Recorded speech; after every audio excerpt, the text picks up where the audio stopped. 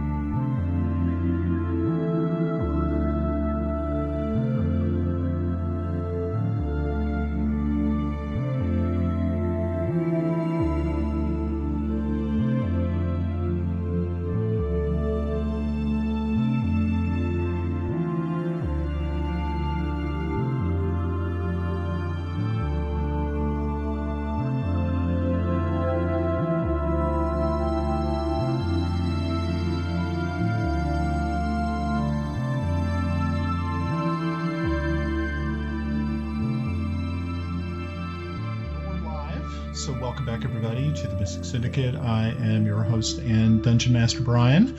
And once again, we are here with our friends from the Drunkards and Dragons. And we're continuing on with episode 49 of A Princess of Celene.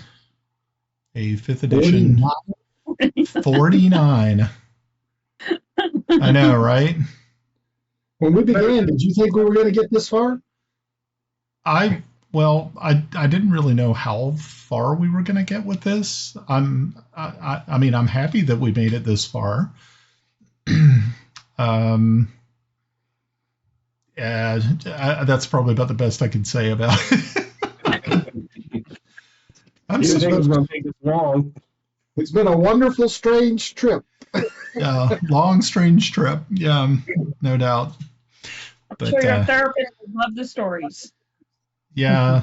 I don't have a therapist yet. I may need one soon. After this. Just accept it, Brian. You don't need to talk about it. Just accept it. Just accept it. Yep. Just, there you go. Or just turn to booze or something destructive. No need for therapy. That's true. Yeah, we're vets, so we should... Highly functioning alcoholics. Yes. I don't know. Brian takes up slam dancing. I'm gonna go back to the mosh pit. Yeah. I haven't been in a mosh pit in 15 years.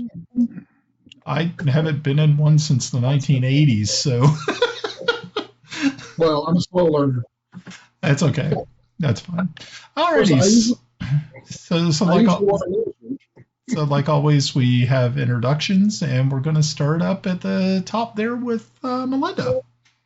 Melinda, I play Grenna Babbleboots, a ranger, who hopefully still has her ward, but that remains to be seen.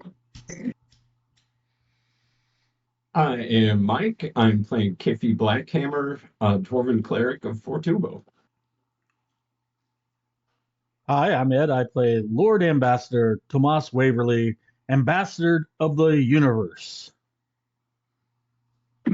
And he gave me shit about my name. Hello, I'm Pav. I currently play the dead Paladin, Kelex Zelenen, a human Paladin of Heironious. But you died gloriously. Yeah, I wouldn't say gloriously. She looked at me and I fell. I'm Russ. I play Járngrímur töframaður Halldórsson, a fire mage, who is currently right below a beholder. Hello, I am Timble Snivenblaven, and I'm right now going through what few books I have to see if I can find anything on taxidermy for Bubbles. Oh, I like that. Okay. But before we get started, I'd like to, of course, and we've kind of gotten away from this over the last couple of episodes, thanking certain groups and organizations for all their wonderful work and helping us to make this stream a possibility. First off, and we always like to acknowledge Anna B. Meyer for her absolutely beautiful maps of Greyhawk. So if you have a chance, please make sure to drop by her Twitch channel. Just look for Anna B. Meyer. Also go to annabmeyer.com. You can look at her website. It has some of the most just wonderful maps. If you would like to see what she is working on currently, check out her Patreon. Throw her some coins her way, and then you will be one of the first people to get to see some of her new stuff that's coming out, which is phenomenal. So make sure to check out annabmeyer.com. Our virtual tabletop is Roll20. So if you're looking for a virtual tabletop, Roll20 is a pretty decent tabletop, especially for 5th edition. I haven't really played too many other games other than Dungeons & Dragons on Roll20, but they do have lots of other options, so make sure to give them a check out as well. That's roll20.net. And our encounter generator and character creation tool is D&D Beyond. And that's about it. I know we've been kicking around some ideas that a lot of us have been looking at Foundry. I've been taking a look at it. I think I'm about ready to pull the trigger on actually purchasing a license for it. Because there are several different options that they have over there that really excite me. So in the future, you may see us migrating over. I know that Pav is looking at possibly starting a game sometime in the future, and he's already, I believe that is true. Don't want to speak for Pav, but I believe that's what's... You're right. And I have Foundry and have been loving it, so... Cool. Yeah, so if you're looking for a good virtual tabletop, make sure to check out both of those options. Those are definitely something fun. Well, the last time that we were all together, which was last week, we had you had escaped the dungeon tower in the capital city of Zeif. You had been able to free Prince Val of Celene. And you had also taken with you a young woman named Sabah and a mysterious old man who you had freed. But before all of that occurred, our very brave Paladin, Sir Kelex, was struck down by Adra, the drow sorceress, who was absolutely a nightmare monster. She was definitely boss level, which was pretty bad. Also, we temporarily lost Lord Tomas, who was struck down by several arrows, fell through the grate in the floor, and smashed into the cavern below.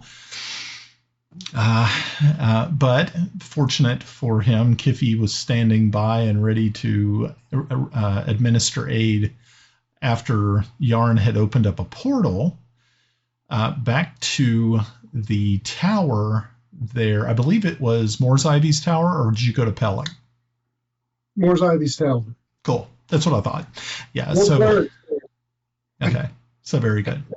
At that point in time, Yarn had realized that Bubbles was leading Prince Val out of the cavern and was not with them. He decided to go back through the portal, and following on his heels was Timble.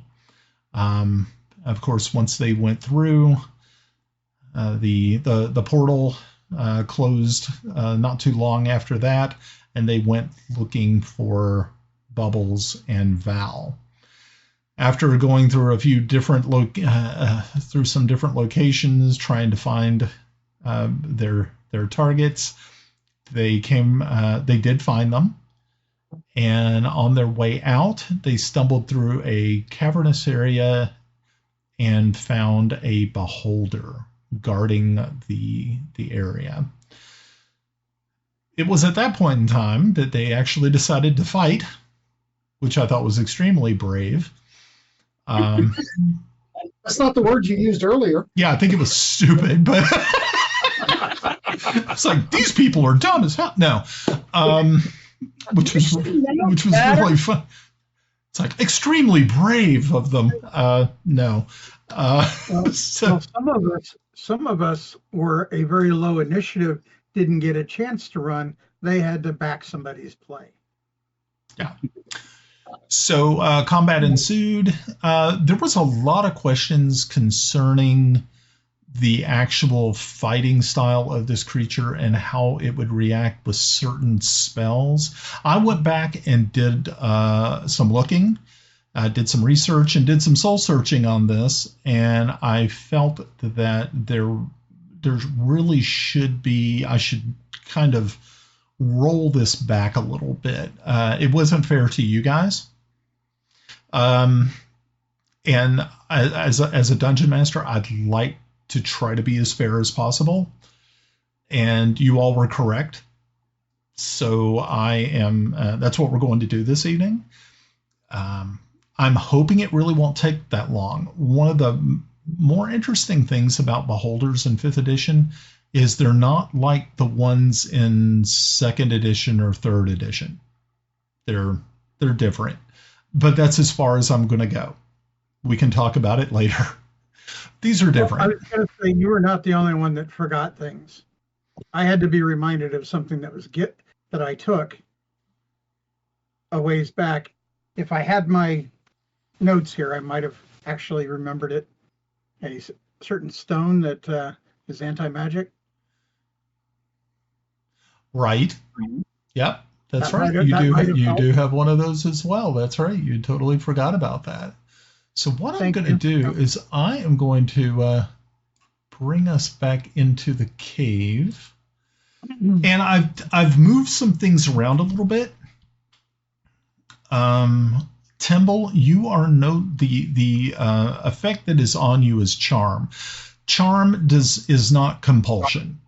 That's a completely different spell or command. Okay. Yeah.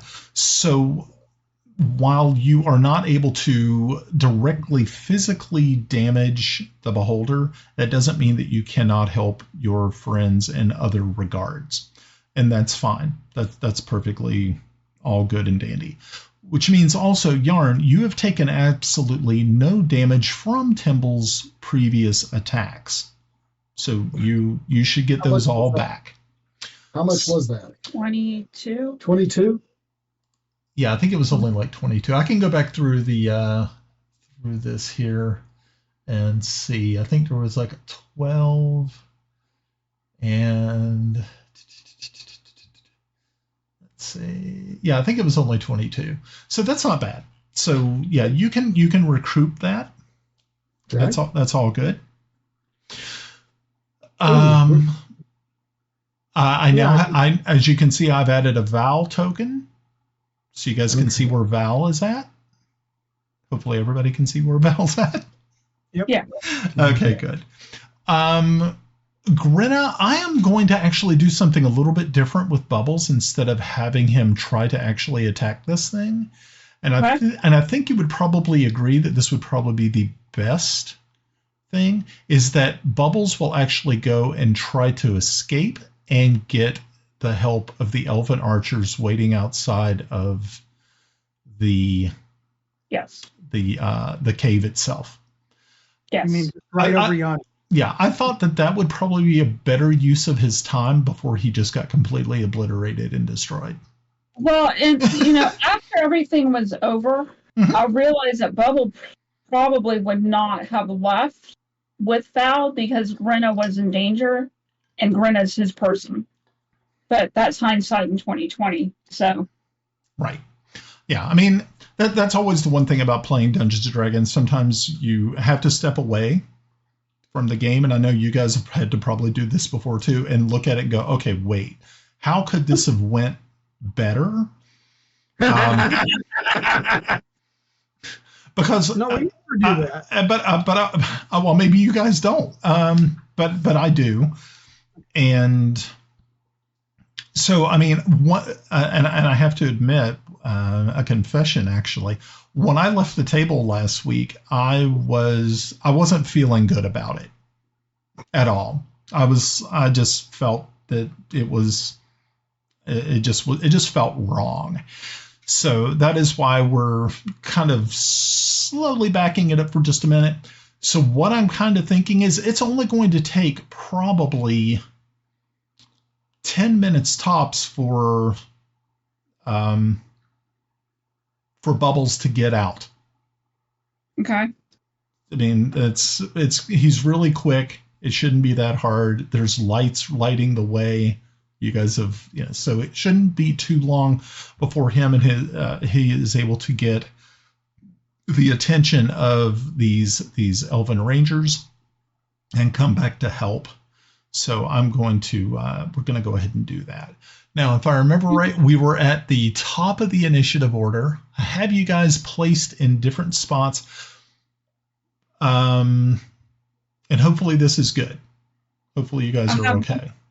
I have one question. Sure. Do you want me to move Bubbles on my turn out his distance, or are we just going to assume he's gone? We're just going to assume he's gone.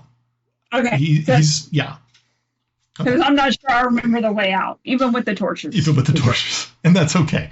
I didn't want to put that sort of, like that sort of pressure on you, because there's really, there's really a good chance, once again, Grenna, you could get lost in here. And no reflection upon you. It's just the way this map is. It's nuts and crazy, and that's an awful lot of pressure. So, okay. So, is everybody cool with the decision? Yep, let's go. Okay, cool. Put Val into the turn order, though. I'm sorry?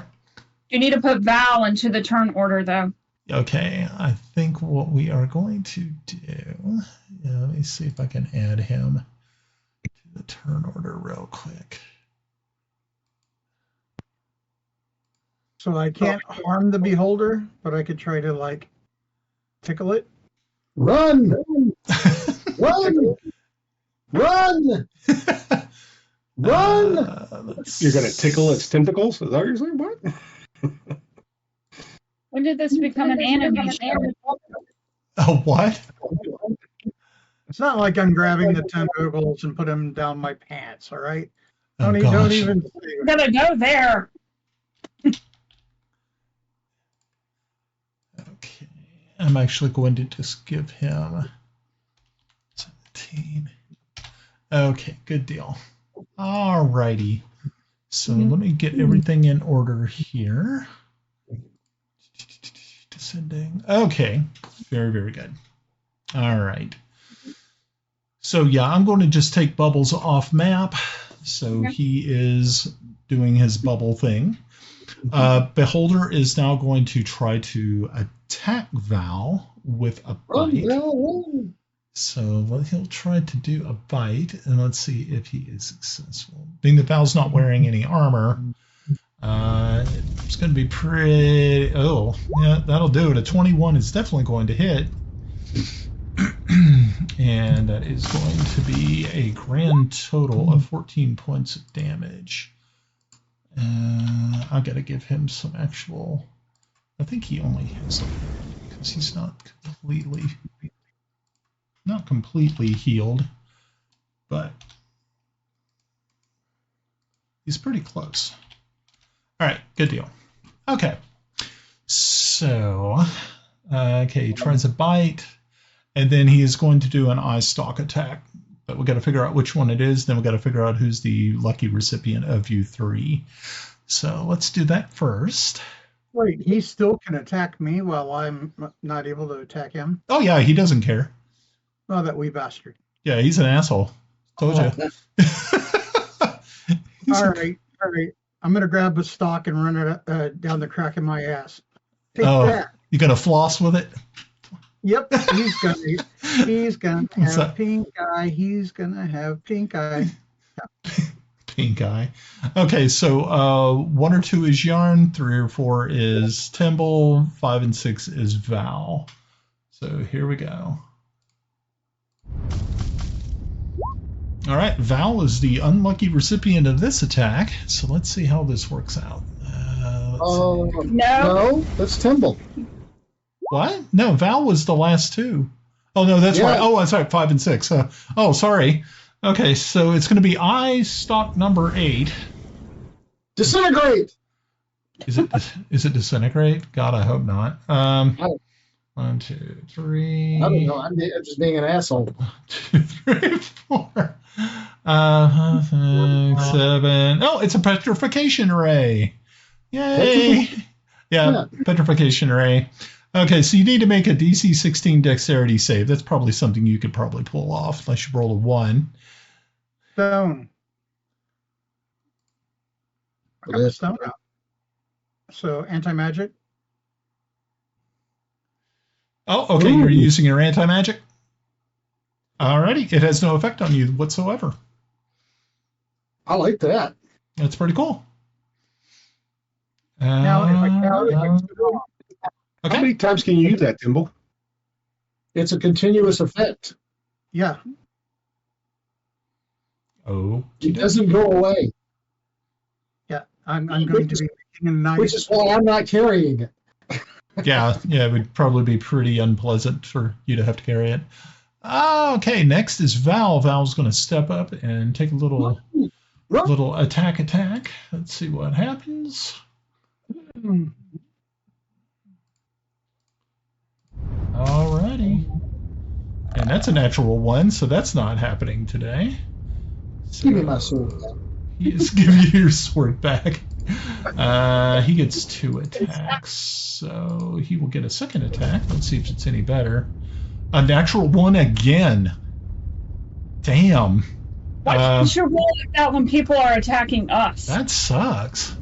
Okay, so Val is out. Yarn, it is now your turn.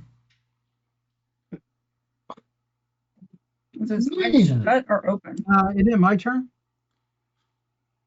Yeah, it's Timble's turn. Why? Wait, Timble is he has 10. You have 15, Yarn.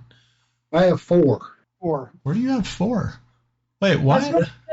The 15 was when I was testing my connection to roll 20.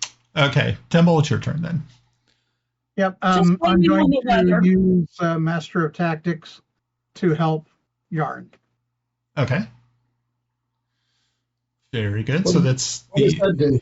Is that the end of your turn? If you do a melee attack on him, you do it with advantage. Okay. Okay, cool. Alrighty. So it is going to use one of its legendary actions to use an eye stalk attack. Let's see who's going to be the lucky recipient of that. Okay, so it's number 4. Which is Val. 1, 2, 3, 4. No, I did the stalk first. It's a slow ray. So let's see who is going to be the unlucky recipient of it. Oh, it's Timble again, who is unaffected by it. Yay! Very cool. Hey, come on, bring it, Beholder. Okay, now it's Yarn's turn, I believe.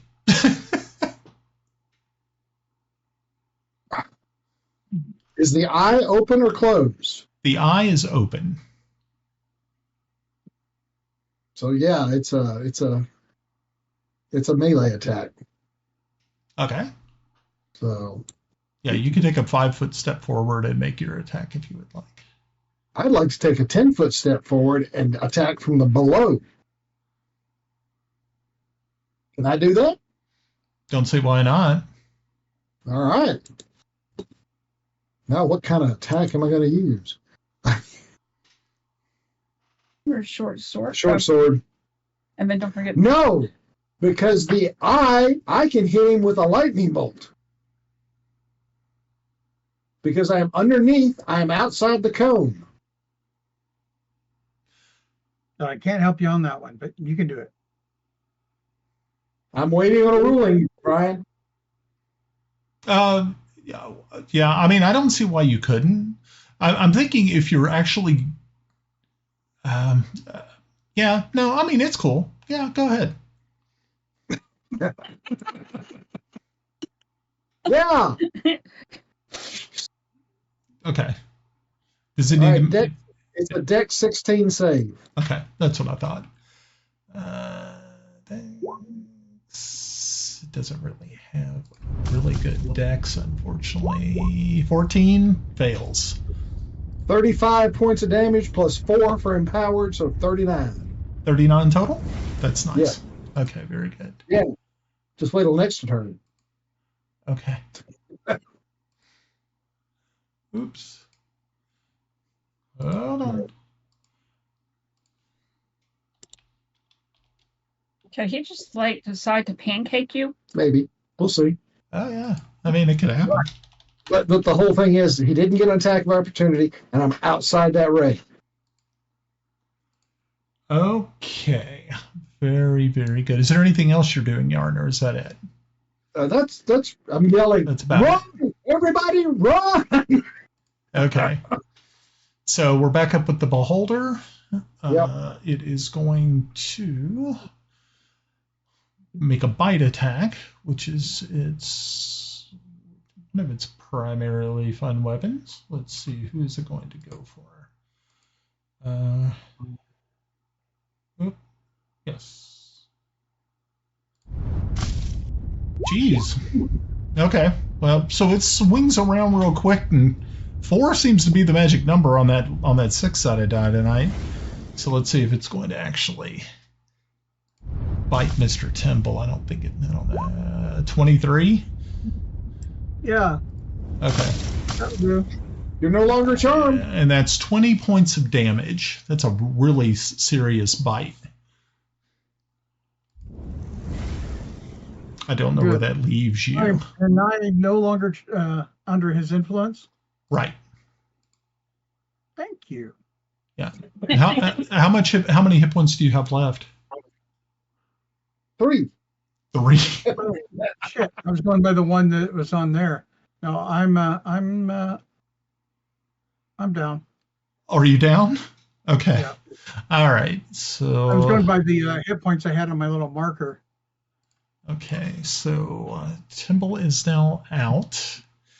It's going to do an eye attack, but now it only has 2 targets to pick. Well, actually, it's going to make a 5-foot step over here so that it can see Yarn. Of opportunity. It's not actually leaving the threat zone. If it was passing beyond it, then I would say yes. But it's not. Okay, so let's see. What is this eye stalk going to do? Eye stalks number 8, which I think was the petrification ray. Yes, that's all it was. Alrighty then. Let's see. 1 through 3 is Val. 4 through 6 is Yarn. Let's see if we can get another 4, huh? Damn it! 4. It's a 4.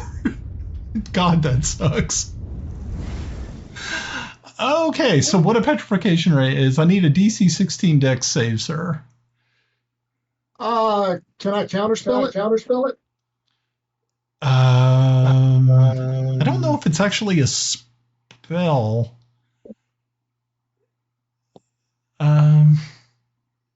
That's weird. Back in the day, it wouldn't have been a spell. It'd been called an innate ability. Right. Yeah, it's... Oh, shit. That thing can actually do 1 to 3 targets within 120 feet of it. So, damn, that's harsh. Yeah, because it doesn't actually have... It doesn't use verbal components or you know what? Okay. Let's maybe we should just look it up. Can a beholder's eye stalk? And they have it here as action, so it's not like a spell. It's an active action. Right. Attack. Be counterspell. Interrupt a creature in the process of casting a spell. So that would be a no. Yeah. It does not say anything about native abilities. Yeah, it says they're not spells. Yeah. I do have a question though. Is Timble's anti-magic thing, is that a radius spell or is that just him? It's just him. Is it 5 foot? Yep, 5 foot. Okay. Yeah. Because if that was the case, if it had been more, because when Yarn was under it, it would, if it had been larger than 5 feet, it would have encapsulated him too, and then it would have just fizzled out. No, it was the thing that Timble has is just a personal. It's like, yeah. Okay, cool. So I need a DC 16 dexterity savings throw from you, sir. Damn, lucky dog. Alrighty. Let's see, Mr. P. On a success, the effect ends.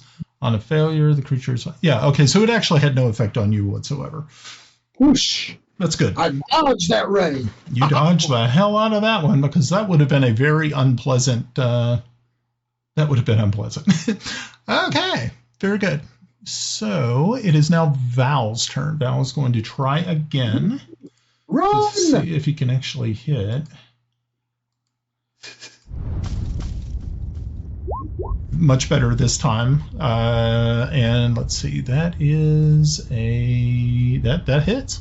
So that's his first attack. Let's see what his second attack will do. Let's see if we can get 2 going here. 15, 16. The second one the second one unfortunately failed, but that's okay. Remember, it's a +2 longsword. Yep, I know. Yeah. Okay, so one of them hit, so that is...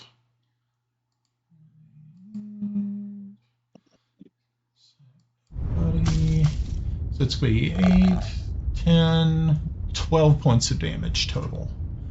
Not too bad. All right, so that's good. So the creature is taking more damage. Yay. Well, beholders are cowards. They should run.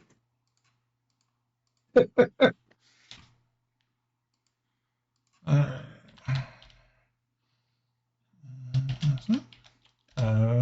many turns is 10 minutes? 100. Oh, well, that's a lot. That's an awful lot. Okay, good deal. All righty, so Val is finished. Timble, I need a death savings throw from you.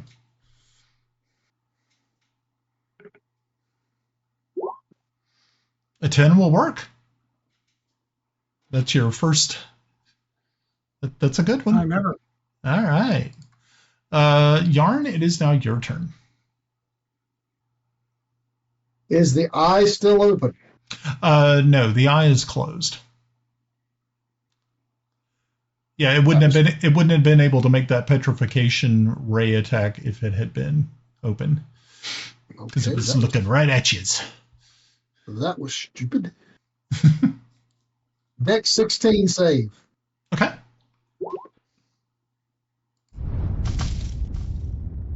It's an 11. Ain't gonna happen. 37 points of damage. Okay. What did you use? Another lightning bolt? Yep. Awesome. Very nice. All right. You guys are chipping away at this thing pretty nicely. And you gotta say. Cool. All right. Good deal. Anything else? Run! Get out of here! Okay. I'm sort of Alrighty. So it is obviously not enjoying your attentions there, Yarn. So it's going to try to do a bite attack against you, and it's going to miss.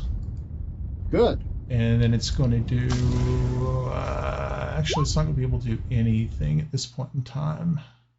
Okay, that's cool. All right, and or actually, wait, hold on. The eye is still closed. That's right. So it can go ahead and do a. Oh, that kind of sucks. Oh, well, let's see if this works. Clear all. Alrighty. So who's going to be the unlucky recipient? Okay, so 1 through 3 is Val. 4 through 6 is Yarn. Is it 4 again? No, it's a 6. Okay, so Yarn, I need you to make a DC 16 Wisdom save, please. Is that a bad thing? No. Awesome. Okay, very good. All right, you are unaffected by its charm ray. Yay! You are not as charming as you think you are. Okay. So I'm going to do. I'm going to roll a. I'm just going to see if Val is going to take you up on your thing to run. He's going to actually try to scoop up Timble and run with him. Good idea. So that is what he's going to do. But let's see if he actually does this. So we're going to do a wisdom check on him. And let's see. So if he fails the wisdom check. Yeah, he's going to fight. Yeah. He did not see the wisdom in your. So he's actually going to take a step up. I'm going to take Val out behind the barn. And first attack will definitely hit. Next attack is a fail. Okay, so we have. Let's see how much damage this is going to do. Okay, so 11 more points of damage on the creature. Is it not dead yet? Nope. I'll have to fix that. Yeah, I mean they're kind of chunky. It's looking terrible though. I mean it is bleeding its Icarus greenish gray fluid from several of its I was going to say orifices, but I'm going to say wounds instead. Wounds, kids, not orifices. Ooh, that's pretty gross. Okay, cool. Alrighty. So Val is done. Timble, I need another death saving throw from you, sir. No. I don't want to. You don't want to? That's good. That's a really good one. Okay, you only need one more. That's really, really good. Okay. Yarn, it is your turn. I'm going to do something I really don't want to do. Okay. Fireball? Actually, that was a thought. And I had figured out where I was going to send it to. Okay. However, I think that in this particular case, from here to here is a wall of fire. Okay. As tall as the cavern and as thick as I have to make it. Okay. And you and I are going to have to talk about the staff afterwards because I just drained it. Okay. Because you what? I just drained He it. drained it. Yeah. Okay, so you cast your spell, and this wall of fire once again. Another wall of fire springs forth, filling the entire cavern from floor to ceiling in this one particular space. What does the beholder have to do? Suffer. Suffer and die. Is that what you're saying? Yeah. Yeah. Hold on. Let me pull it up. Wall of fire. It's a deck 16. Okay.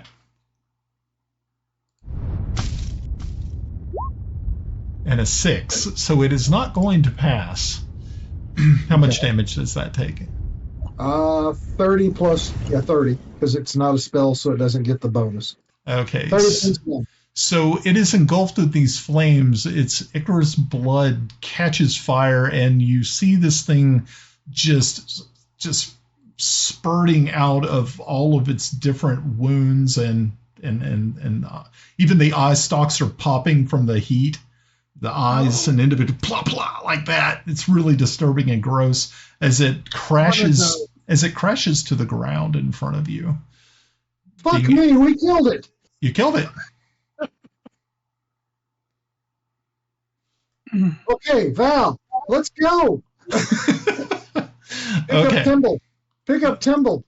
Follow our way out of here. Righty. So yeah, you all start to make your way down these caverns, following these light stones that you have left. Probably about at the 8-minute mark, as you're coming around a corner, you once again see Bubbles being followed by 3 elven rangers.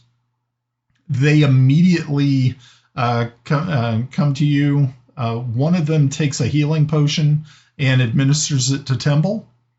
Timble, you now have 12 hit points. You should be up. You should be mobile.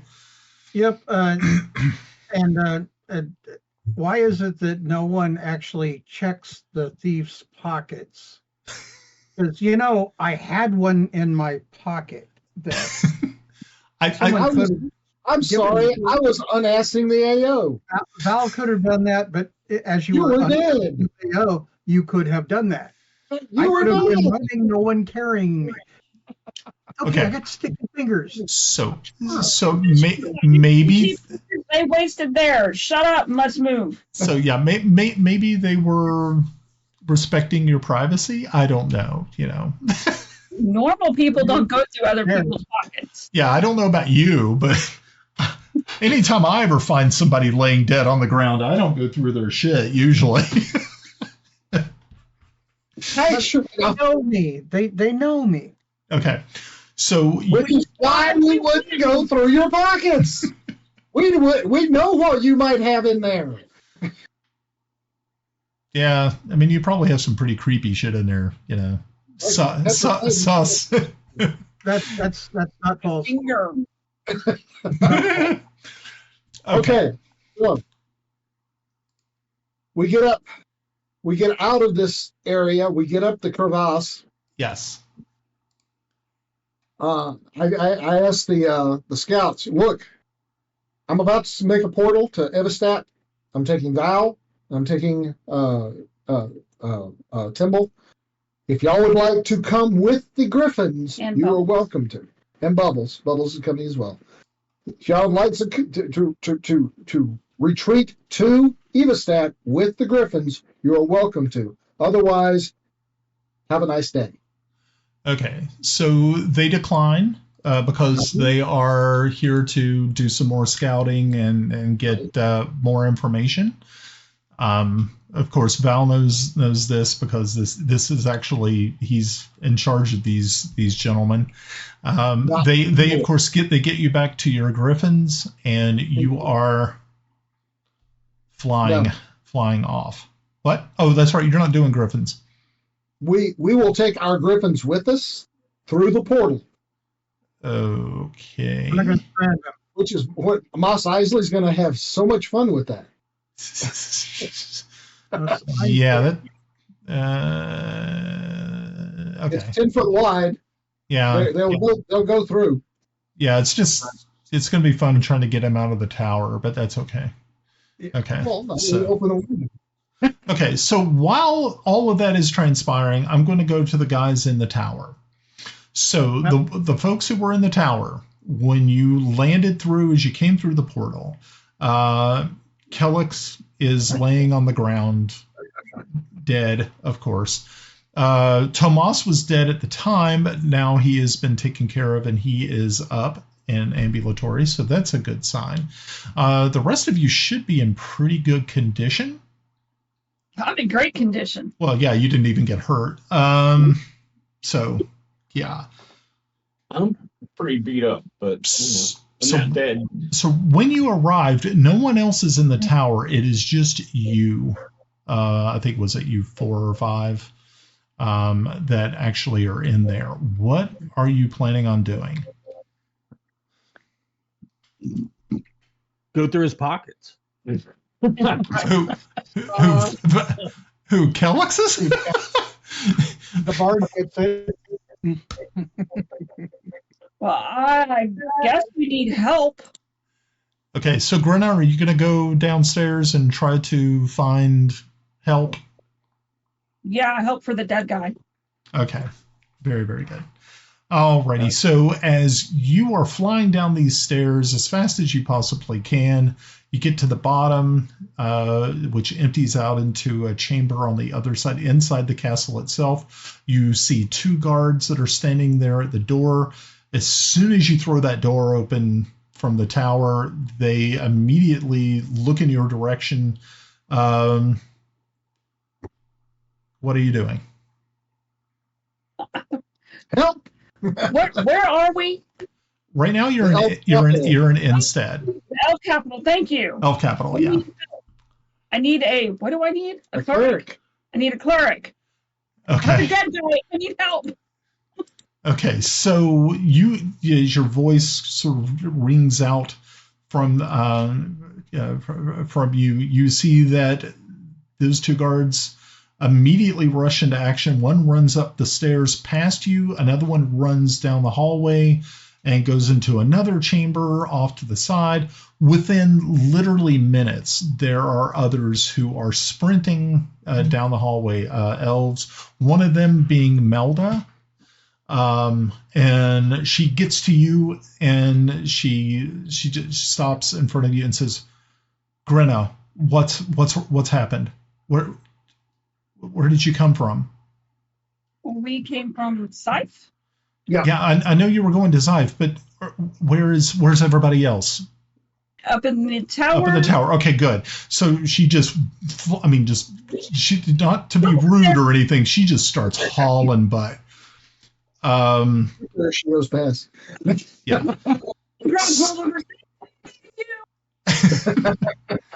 You won't like what's up there. Stay here. She doesn't listen, and as she makes her way, like I said, right now there are easily 4 guards up there. Melda is there. This is going to be hilarious. The Sabah and the old man are sort of off to the side, just kind of watching everything as they are. They are right there kind of working on Kelex, trying to see, doing some triage here on him. Melda walks in, immediately sees Kelex laying on the ground and just crumples, knowing that, he is pale. Just the pallor of death is upon him. She didn't listen. So should be setting in soon. Yeah, no, whatever the hell I am. So Moore's Ivy walks up to you, Grenna, and says, "I guess everyone's in the tower." He kind of looks you over real quick and says, "Looks like you're okay." I'm great. Good. Okay. Thank you so much. If you can, see if you can get the queen. And he starts to make his way up the stairs. Now remember, he can't move as fast as you guys can. He's like over 1,000 years old, so he's making it up the stairs as best he can. You know where the queen is located? Most likely she's going to be either in the throne room, My little legs are going to go. Okay. So Morris Ivy arrives, takes stock of the situation. He looks over at you, Kiffi, and he says, Master Kiffi, do you have anything that you can use? No, not right now, but tomorrow we'll be fine. He says, do you happen to have a gem that you'd be able to, and I know that usually requires a very pricey gem. Do you have one? No. We're paupers. Yep. Time out. We were told never to worry about material components. But with this one, this is really important. Okay. No, but we know a dragon that can get one. All right. Yeah, it's not like it's super expensive. If it were like 10,000 gold pieces or something? No, it's like what is it? Because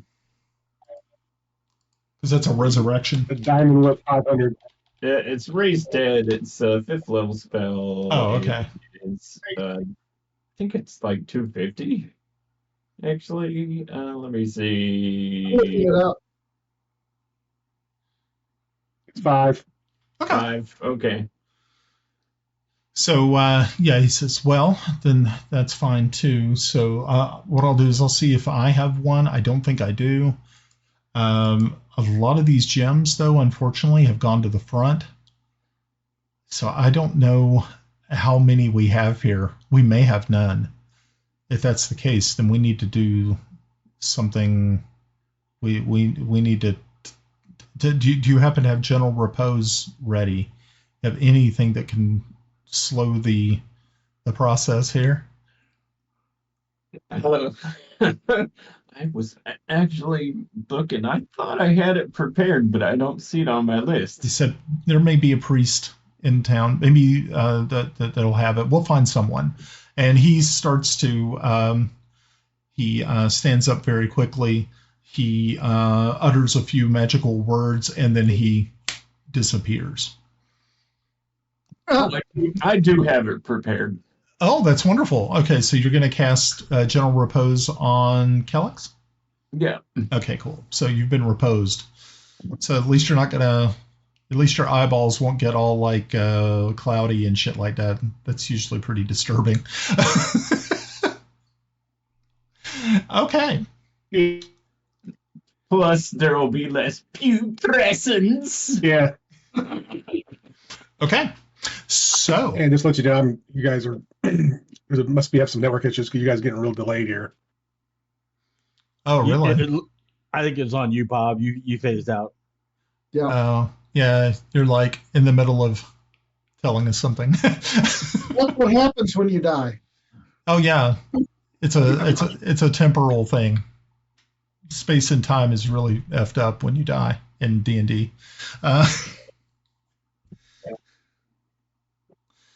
Okay, so all of that is going on. It's getting really, really crazy. Probably you're looking at about 10, 15 minutes when all of a sudden a portal opens up in the room and out comes Timble, Yarn, and Val. Of course, everybody immediately any of the guards they immediately kind of drop what they're doing and, realizing that there's not really much they can do right now, and greet the prince. Melda runs over to him, and she's completely inconsolable at this point in time. And it looks pretty dire. So right now, people are starting to move away. You hear a couple of the guards ask, "Where do we need to take Lord Kelex somewhere?" Get Lord Kelex out of here. Clear the room. Okay. So these Val walks over with the other guards, and they pick him up and start to move him down the staircase. Probably about the time that the door opens up behind you, Grenna. Well, you went to go find the queen. You did find the queen. You let her know what was happening. She is right now following you back to the tower. As you all are getting close to that door just flies open, and you see these soldiers carrying Kelex's lifeless body out of the tower there. The queen comes to a stop and just looks down at Kelex. Following close behind is Melda. And she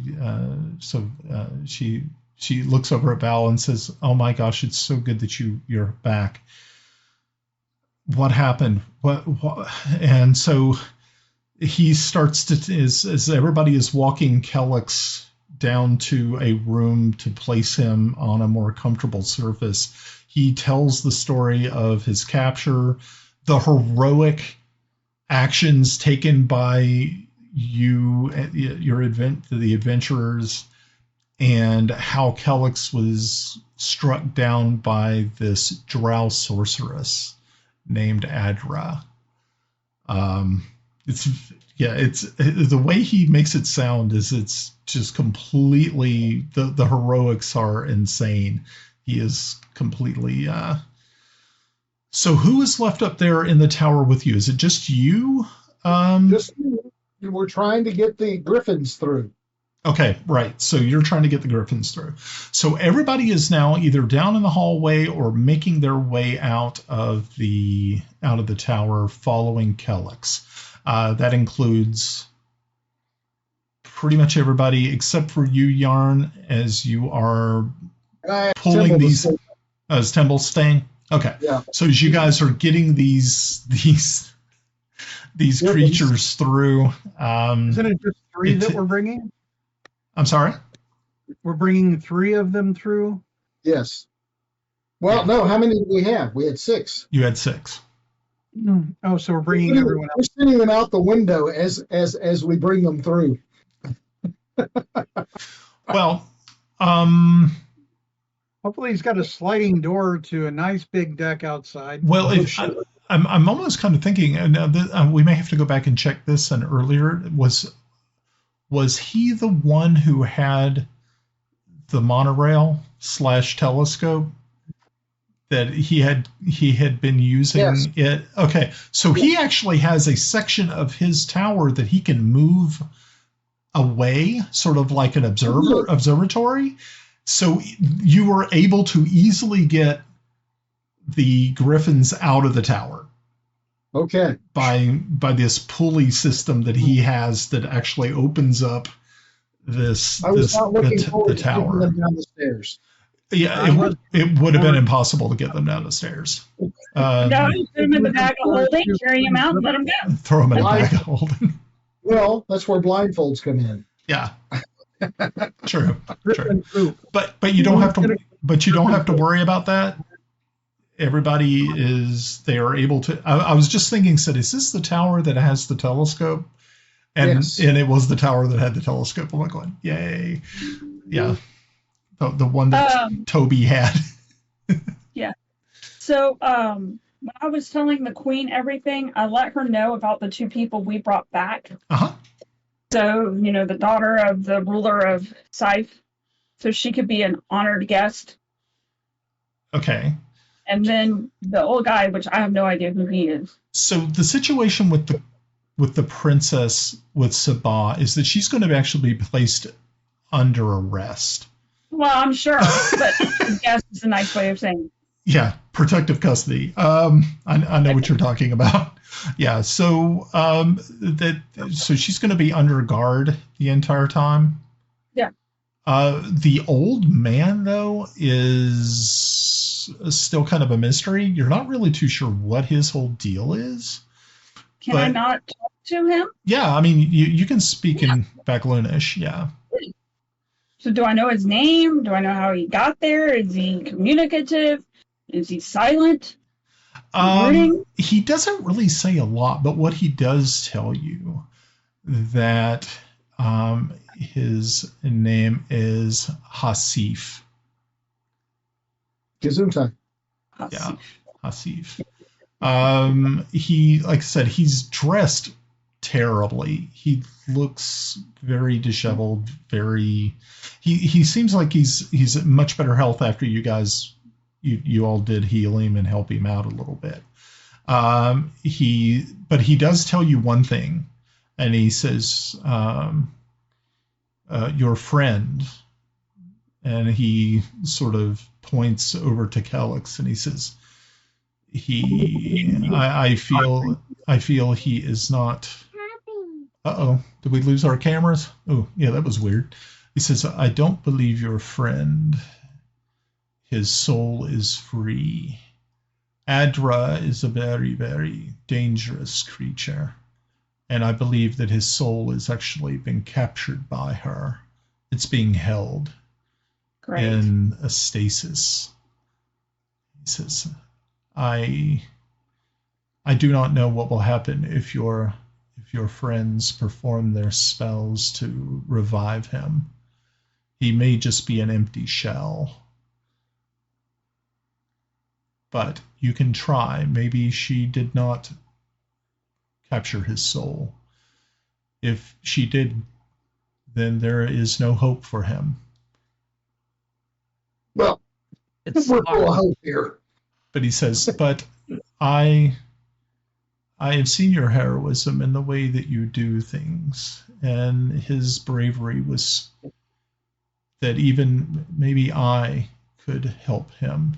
But first, you should try to see if it is just a simple death instead of a complicated one. A complicated one, yeah, pretty much. Okay, so Yarn, it takes you guys about a good 3 to 5 minutes to get rid of all the griffins, and close the observatory back up. So that's kind of cool. You and Timble end up going downstairs. You can see that there are other people here now. There are actually there's the guards have went back to their posts, but you can see that there are elven nobility who were staying at the castle are now sort of peering around through the door to see as you get down to this one room. You can see it's sort of like a lounge is there. This is probably like a study for the queen, and they have Kelex laid out on this lounge there. Melda is kneeling next to him, his cold hands clasped in hers. You can see Sabah is no longer there. She's actually been taken away. The old man, though, is still standing there next to Grenna talking with her in a language you do not understand. What time of day is it?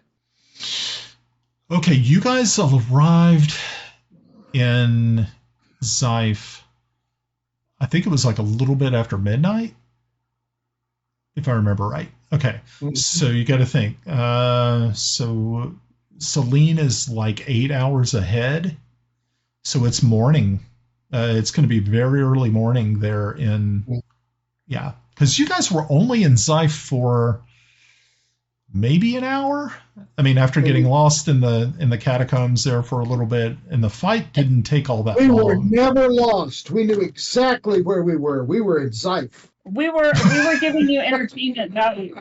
It has to be more than an hour, because we would have bitched so much about all of this back and forth, getting lost, going here, doing this. That is true.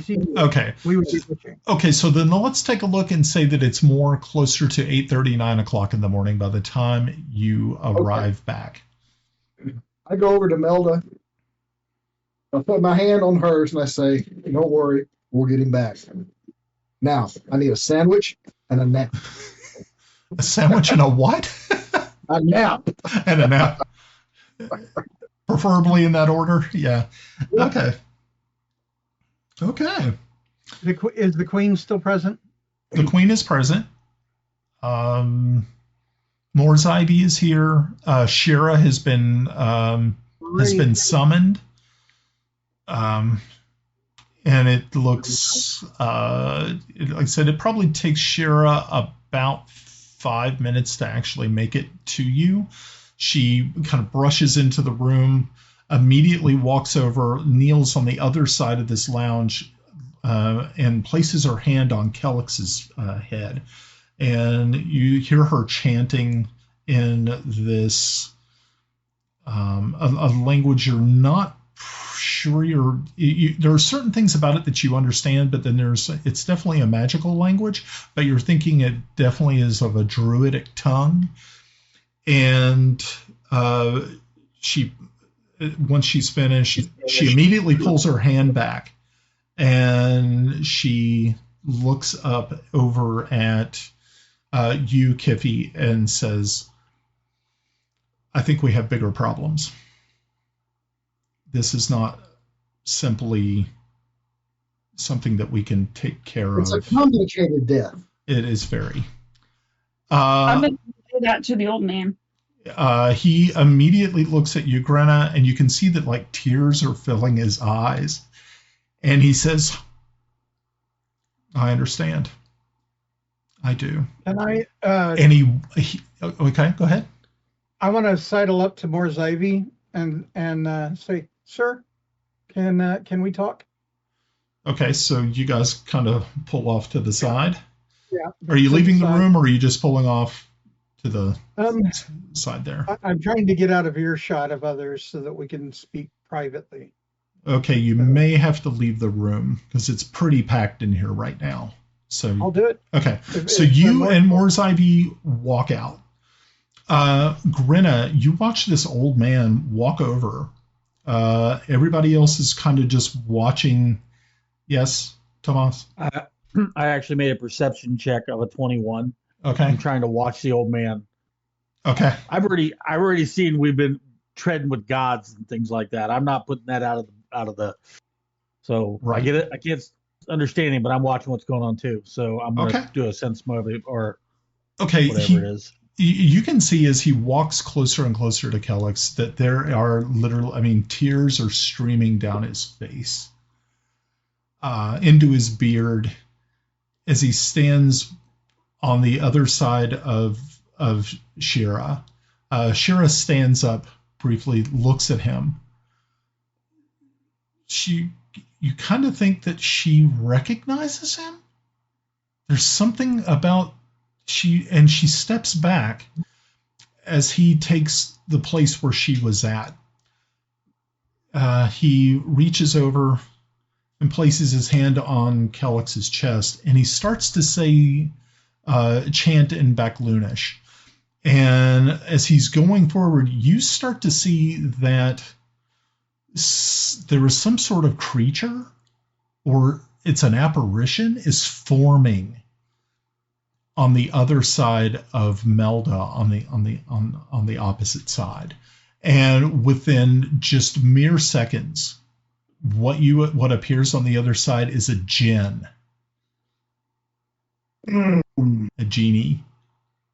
And they briefly speak in Backlunish.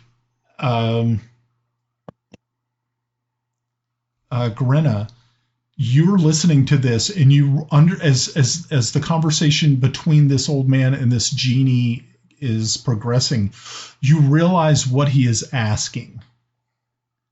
He is using his final wish. Oh, wow. And the only problem is this person has, from what you've gathered, has made a pact with this genie. And once this wish is fulfilled, the old man will die. And there is no returning for him. And so he makes the wish. And as he does, the genie says, "So it shall be." And the genie disappears. All of a sudden, Kelex, he heaves forward with air filling his lungs, and the old man falls and dies on the floor next to the lounge. Did we get a name? Huh? Did we get the guy's name? Yeah, Hassan. Yeah, Husef. Husef. Yeah. Immediately, Shira kneels down, kind of scooping the old man up, and she, you can see she's clearing the hair away from his eyes, and of course they're staring up, and they're his irises are like that of amber, an amber colored. And she says, you could just see she's holding everything back, and she looks over at Melda and says, I knew him. And she, yeah. So Kelex, you now have 1 hit point. You were laying on this very nice lounge, surrounded by Melda, Shira, all of your friends except for Timble. Morzivy is missing. So Timble and Morzivy, what's going on with you, Timble? Speaking to him, I'm like, this needs to take some care, but we need to take a look at all of us. I don't trust what happened. And I explained the flow of the battle and who we were facing and how really easily she dealt with us. That I think she's there's more going on here. Yeah. And we need to look and make sure everyone's correct. The daughter, I don't know her name. Sabah. Yeah. We don't know anything about her. The old man, nothing. So we should be at least concerned and watching this for anything that's untoward. I mean, it's wasn't hard for the Queen's daughter to become enthralled. I just worry that, we went into the heart of darkness. I mean, we went down into the depths of that dungeon, and it was rough.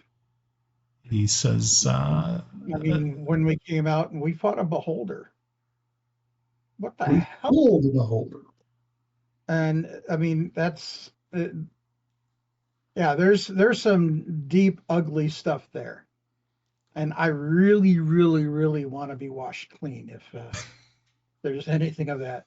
That's bad juju there. He says, you can see that when you mention the drow sorceress, you can see that there's no name recognition or anything like that, but you do. He does seem quite concerned. He says it's a miracle that you made it back.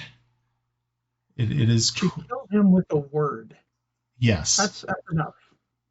She is obviously one of the more dangerous creatures that walk this planet. It was a miracle that you all made it out alive. I'm sure that you all had done some damage to her, but as you can see, she can kill with a word. Thank goodness that she was only able to do it once. But she has so many other tricks up her sleeve that are also just as deadly. Well, I tell you, the moment I get free of whatever circle of stuff is going to be happening now, I'm taking everything off of me. I'm taking a bath. I am washing myself, and I'm washing my gear. I don't know if she stuck something in there. Anything could have happened at any time. And I'm checking everything. Said Yarn and I will probably have to go before the council at the Crystal Citadel to talk about this. This is something that the council needs to know about. Cool. I'm up for a turkey sandwich. So might not be a bad thing. Maybe a little comfort food will do you some good. And he says, maybe. He says, thank you so much for returning the prince. I think that alone is going to be a considerable feather in your cap. He's a good friend. I mean, it's more than that with us. I mean, well, I think right now we probably should try to find some way of being able to fix Lord Kelex. Better check your mother first. I'm sure she didn't want him fixed. So, do you all return to the room? Okay. So when you walk in, you immediately see that Kelex is setting up on the lounge. He is alive. But you also see that there is a level of sadness here that is quite disturbing. Kelex is alive, but the old man that you brought back with you has has obviously passed away, and his head is being cradled in Shira's lap. Morzaibi walks over and he looks down at the face that's been cleared away, his hair, and he gasps and goes, "It's Yusuf. Oh my God, I didn't even recognize him." And he looks and said, he said, "What happened?" And she said, he sacrificed himself for Kelex. So obviously Kelex, obviously he's not going to know his surroundings, right? He just woke up. So Kelex, what you were experiencing before was that you realized something was wrong. You definitely had an out-of-body experience, but where you were not walking in gentle fields of golden wheat with the sun shining on your face. I have to rewrite my story now. Yeah, it was actually a place of darkness and cold. And it was as far away from Heironious that you could possibly ever think or could imagine. You felt as though you had been forsaken.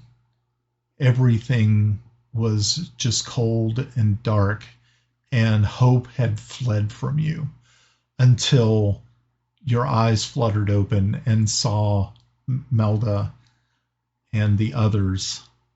You had actually felt that you were in a pit of despair, so much so that it still is worrying you now. It wasn't like a dream; it was an experience. And, so yeah, obviously I wake up with a gasp and feeling like that. Even now, tears are running down my face. Yeah, and I just look around trying to take everything in, wondering if this is just a dream, before it's going to be snatched away. And where am I? Does your tobacco taste different lately?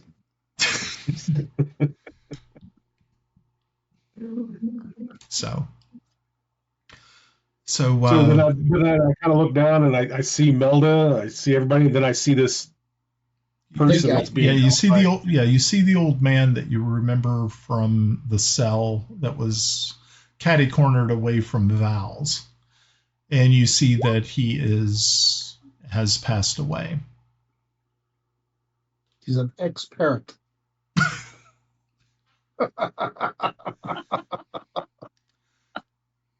What happened?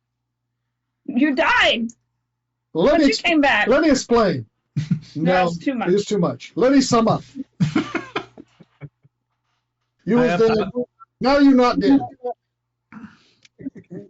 I hold up his death orders like in Starship Troopers, then run over and kiss him like Dizzy did.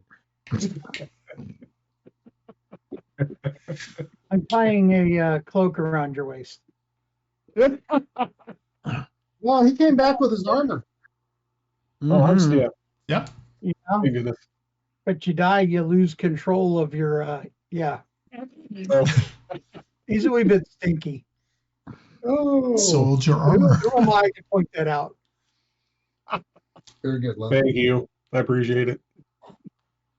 Okay. So obviously, Kelex gets the gist, and everyone. Well, John obviously tells him what happened, and he understands what this person has done for him. So that's something for Kelex to think about. No one's in danger of dying. No. Everybody has some hit points. Yes. Okay. I'm going to my quarters. I'm going to take a nap for 8 hours. Okay. So the rest of you have obviously been through a lot. The ordeal was quite taxing. I'd look at it like this: if you had, even though it has only been a certain amount of time, usually it would have been normal for you, just because of the stress and everything. You all are on the edge of exhaustion.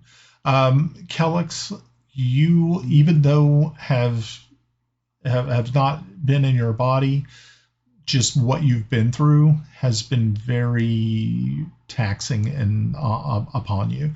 So yeah, everyone is ushered to beds, tucked in.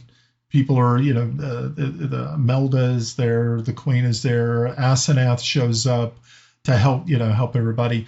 You see that Morzivy and Shira have gotten some of the soldiers and are carrying the body of Yusuf out of the room, and you can see that they are. You can tell, not even with an inside check, you can see that these two people obviously knew him, and he was important to them, but you're not sure why. And right now, they're not really in any way, shape, form to ask them any real questions, as they have him taken from the grounds. Can we follow? Yeah, I mean, I guess you can, if you would like. Like I said, you're on the edge of exhaustion, so you may or may not. You were dead just a little while ago. That's right. Yeah, you were too. Yeah, you were also dead. Understood. But if somebody's being laid to rest, he deserves that fallen honor. Good try. Nay, moose breath. Guys, just so you know, I had 3 spell slots left. Oh, Lord. How many luck spots? None. Yeah, and you burn through everything in your staff. That is, we'll have to have a talk about the staff.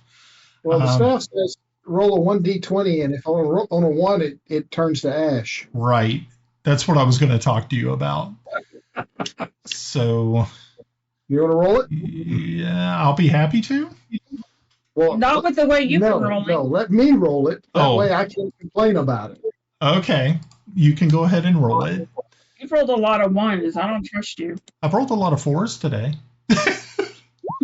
Oh, that's sad. It is. I am sorry, Yarn. I really am. Oh, that is. What are the odds? That is sorry. I am so sorry. That is. Oh, that's okay. Wait a minute. Cue it up. You get nothing. You get nothing. That's funny.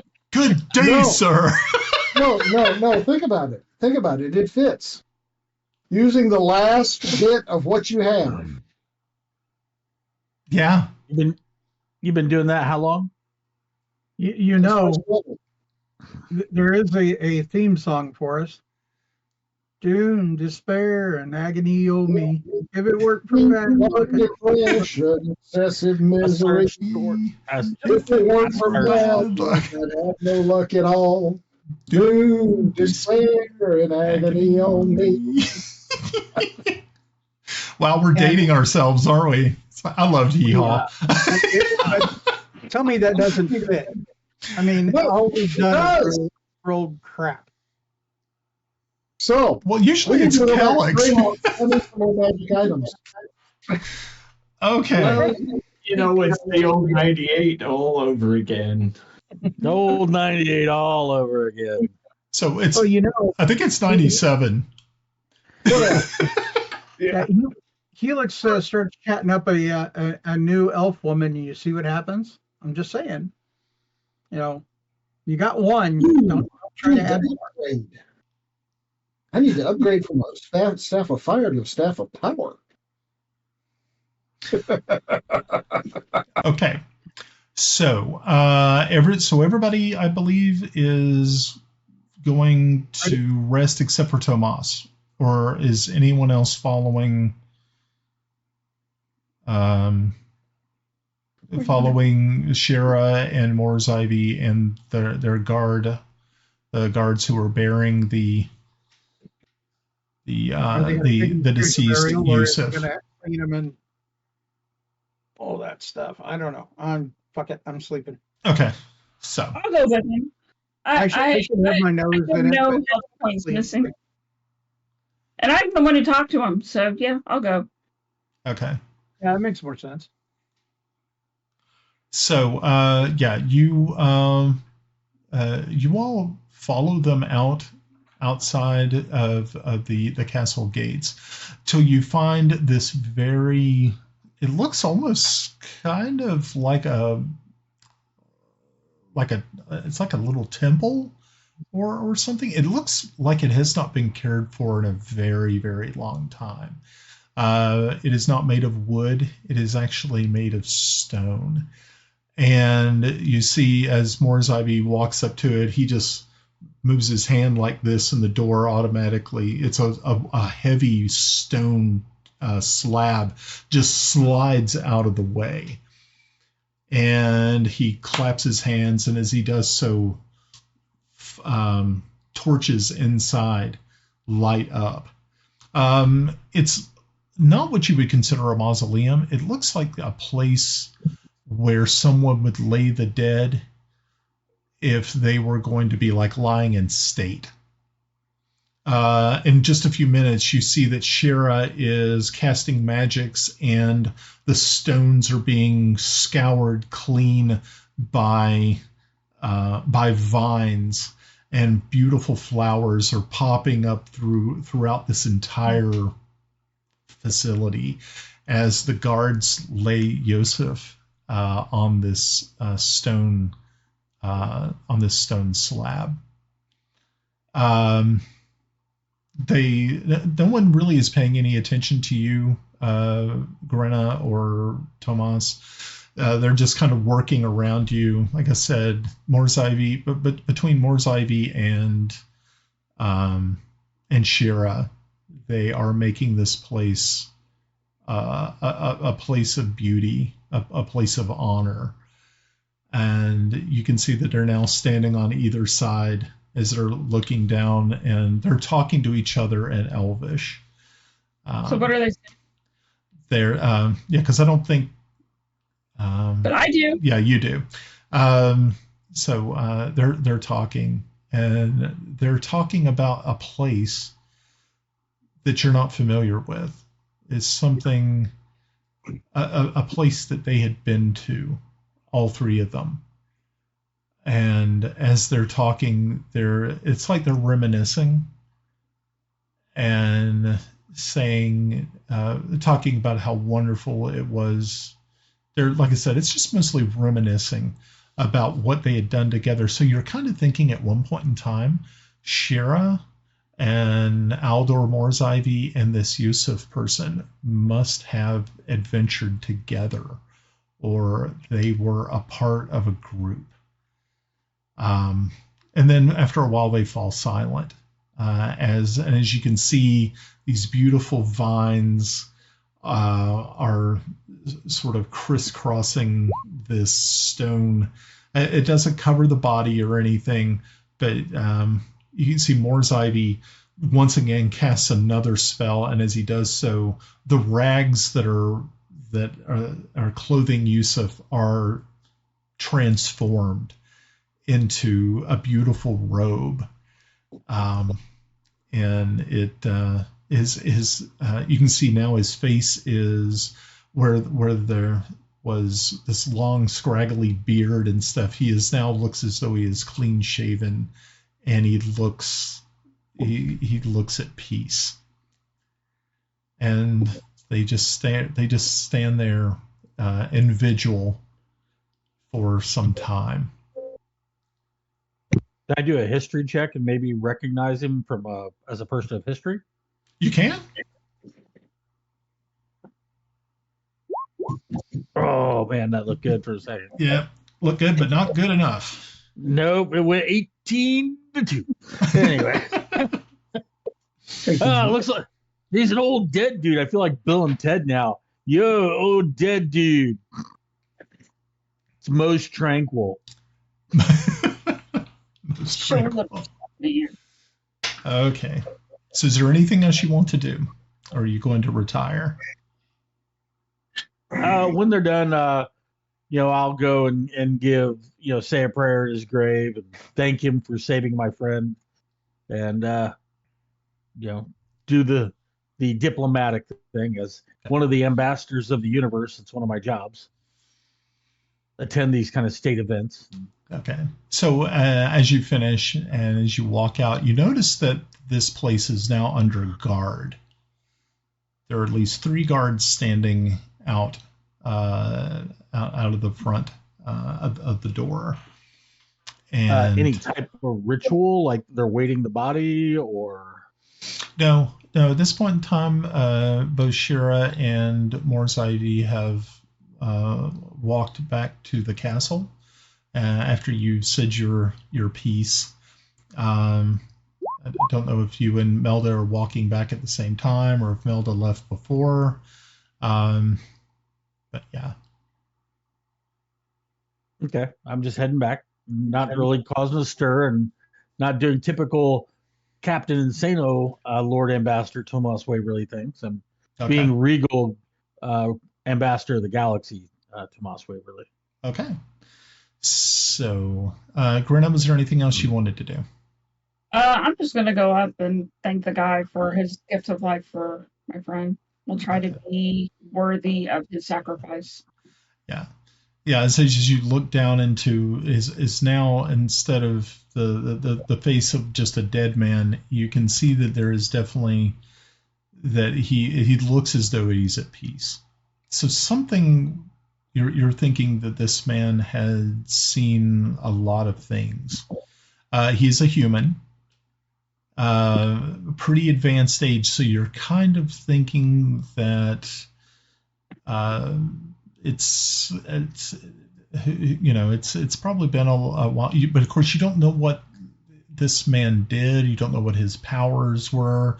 Obviously, if he was able to make pacts with jinns and things of that nature, he probably had some secret knowledge, but you're not really too sure.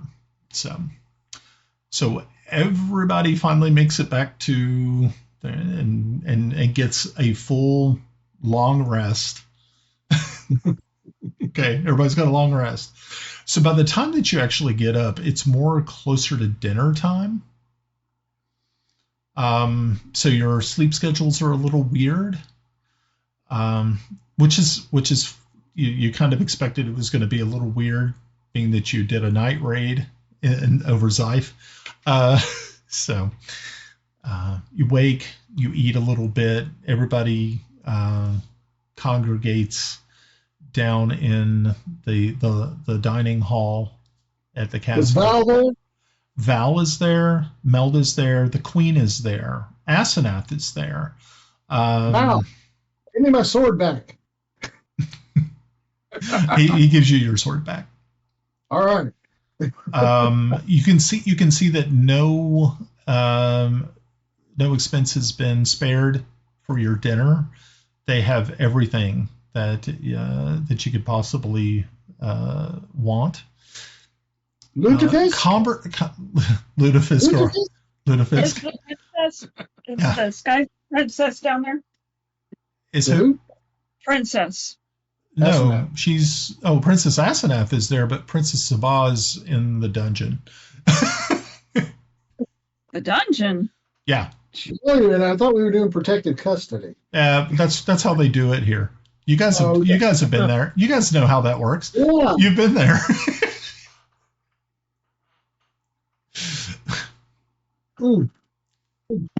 So do we level up now? Oh, would you like? Kelex is very somber, but he still would like to eat something. Yeah. Oh, sorry. Go ahead. Yeah. So the rest of you kind of notice that also. Kelex seems to be extremely quiet, very contemplative and reflective of something. It's not like him. Each of you realize that there is something that has changed. Something has darkened his usually his usual good humor and sure. His optimistic outlook has been clouded. Melda is sitting right next. Yeah, Melda is sitting right next to you, Kelex. Yeah. Okay. Yep. Okay. Now I do look over to Shira, and because I've been told what happened to her friend. Yes. What's I'm sure Melda's told me. And I do look over to Shira and said, I'd like to go visit your friend and pay my respects if that's okay after breakfast or dinner. Of course. That would be wonderful. Like I said, everybody's here. Like I said, Morzivy, Shira, everybody is in attendance.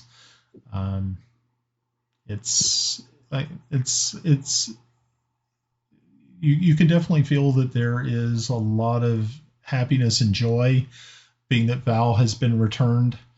But even Val seems to be a little. He also seems to be a little down. Not like Kelex, where Kelex is very, very deep in his own thoughts. But Val seems to be a little not himself either. So I'm playing back in my mind. At some point, did somebody go up to Pop and say, "Remember"? I want to be emo Kelex. Emo Kelex. Well, I'm trying to think of a good idea, a funny joke or something, because I don't want you to go into grunge phase. So, do go into grunge phase. Please go into grunge phase. We need it. Okay. I want it. So, over all of this, for some, everyone is there like right about mid-bite of their food. You hear this unbelievably tremendous exhalation of gas from Kelex's area. It is a fart that absolutely just it would definitely wake the dead. And everybody stops about mid chew and just immediately starts looking around. Everybody, and it's like a complete break of protocol. So everybody is like, their eyes are like saucers. And Kelex, you just kind of feel, you just have this sinking feeling that, you're just like, oh Lord, why? Kelex gets up and leaves. I take that as a personal challenge.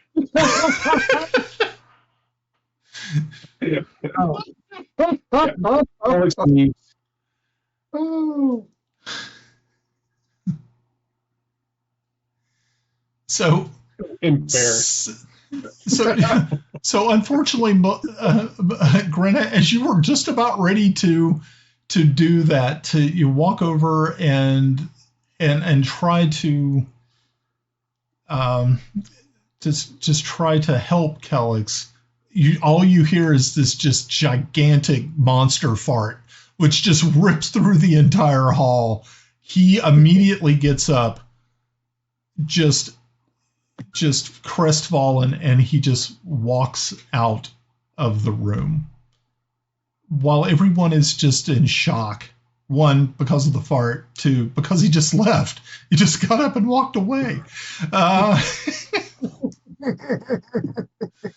And Grenna's just standing there like she was trying to do something, like trying to do something actually sweet and memorable, and it was just totally destroyed by this monster fart. I'm going to follow him out. Okay. We need more farts. Okay. We need more farts. Prestidigitation is a bitch. It's a horrible, horrible thing. Oh, boy, it's great. Okay. At least we didn't have the smell to go along with it. Right. Yeah. At least you didn't do it in smell-o-vision. That's pretty messed up. Okay. So Kelex, you make it into the hallway. So was that our bard that happened to? You're not sure how it happened. No, that's not a character question. You just know that it did not actually emanate from your bodily orifices, but it did sound like it came from you. So you're just it just adds to this level of despair that you're feeling. That now that it almost kind of feels that you've become the butt of a joke. And it feels like the world is shitting on him. Yeah, it's literally, yeah. So as the door closes behind you, you hear it once again open, and out you turn quickly and you see Grenna Babbleboots is coming through the door. Okay, Timble, what was it that you were trying to do? A fart, a big loud one, but I just did the little like walking fart thing. Okay, you did a squeaker. Yeah, I got 5 on it, so. Yeah, that was a performance check of 5. So yeah. Now see if you'd rolled a 1, you would have shit yourself, and that would have been terrible. But you got away with it. You got away with a squeaker. Squeaker. Well, if we're playing Blazing Saddles, I rolled an 18. Oh Lord! on a performance check. Okay, at this point, back again. Now the question is, did the farts go off before Kelex left the room? I was going to say as he was leaving. the squeaker went off as he was walking away, which didn't help. And then, of course, the bard fart came as the door was closing. At this point in time, the queen and the rest of the royal family is looking very upset. Upset and uncomfortable. And what is a fart not funny? Exactly. Well, when you're an elf. Yeah, when you're an elf. Apparently. Or a paladin, obviously. The rest is just let her rip, tater chip, and laugh, go on about her day. Okay. I mean, or Ed puts one into an apple, tries to snag you with it. Time out. I'm 59 years old. Yes. Y'all are within 10 years of that. And we're all sitting here laughing about fart jokes. Yeah. It's true. Farts are funny. Farts are funny. But see, we're not 2,000 years old. I mean, think how many farts they should have laughed at in that time. Shows that fucking elves are uprighteous, pretentious cunts. They can't fart because of the stick up their ass. I was waiting for the dwarf fart. We never got that. Yeah. Dwarf fart. Lord Ambassador Waverly bows to the Queen and says, "Your pardon, your grace. If you'd lived through what we've been through the past few days, unfortunately, the food is not mending well with our stomachs. I apologize." She just looks at you all and is like, I understand. Said, well, it's a human thing. Yeah. Yeah, you can see that she really doesn't really understand, and that like it was a pretty weird thing to have happen. So Grenna and Kelex, you guys are now in the hallway outside of this room. What is going on? I think I saw. Are you okay? It takes a moment. I guess at some point I will have to be. But at this point, I need some time alone. I know what it's like to be lost. I know what it's like to be lost, and then I turn and leave. Okay. So, yeah, Kelex, you walk away. Thank you, Captain. Grenna, as you open the door and step back in, Melda, you kind of meet Melda as she's reaching for the doorknob.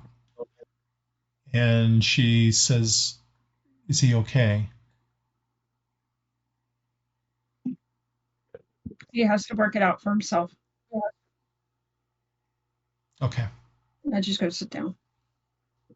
You can see she lingers by the door thinking for a moment, but then she thinks better of it and she sets back down. I understand. So.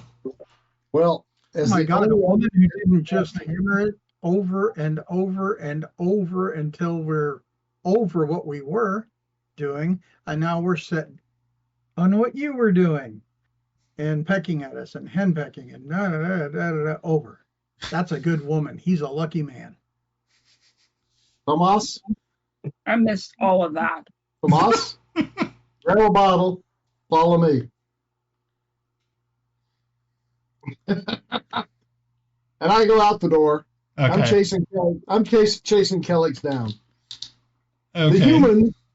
The humans are getting together to drink. Whether Kelex wants to drink or not, we're all going to sit and we're going to drink. We're going to tell fart jokes. We're going to get stupid. And Kelex is too. Okay. I'll grab 2 bottles, turn to the queen and say, I think they're going to need more. And I'm going to run after. Yeah, she talks to addresses one of the footmen there and says, whatever they need, make sure they get it. As she's I will also kind of look at Val and go, yeah. Lord Val wants to join us. Well, since this is a multi-species event now, Kiffi, it's probably a good idea if the dwarves are represented. Oh, yeah. If you're drinking, you can't do that without the dwarf. Without a dwarf. Not allowed. Provision. This is not the place for a lady. Oh, no. Nope. Although I can probably hang with the best of you. Yes, you could. No question. All right. And your character, too. Probably. So when we catch up to Pop, I'll say, hey, I know the perfect place we can go have a drink. I don't. And Yuka says, I don't feel like socializing right now. I appreciate what you're all trying to do for me, but Pop, trust me. No, I know the perfect place. I trust you. And this is Kelex. Okay. I know where he's buried. Brian, same spell, but this time they smell. Oh, gosh.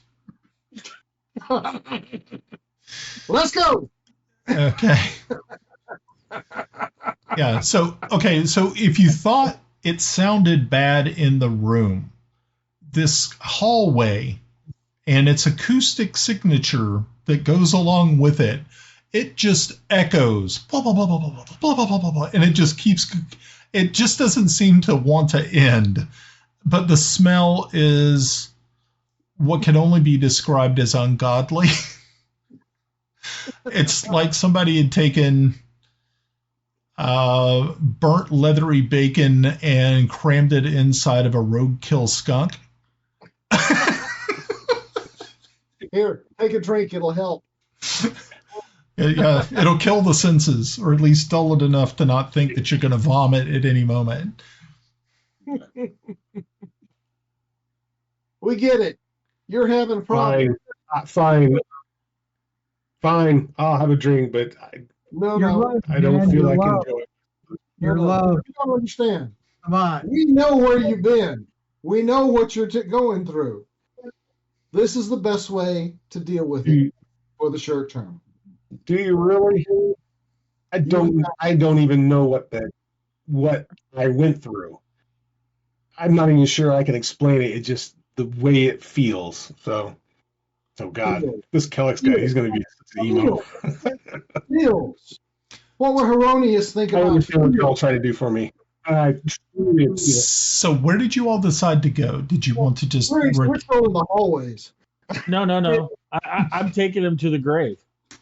Did Val come with us? I did motion for him to come. Well, looking at him. Let's see. High or low on that? Let's see if he shows up or not. High. High? Okay. Let's see. I like to leave it to fate every once in a while. Hey, he's going. It's drinking time.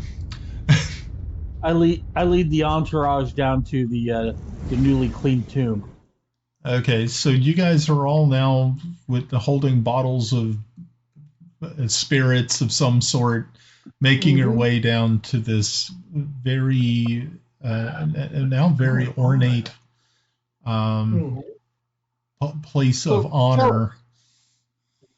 This gentleman rescued you. He saved your ass.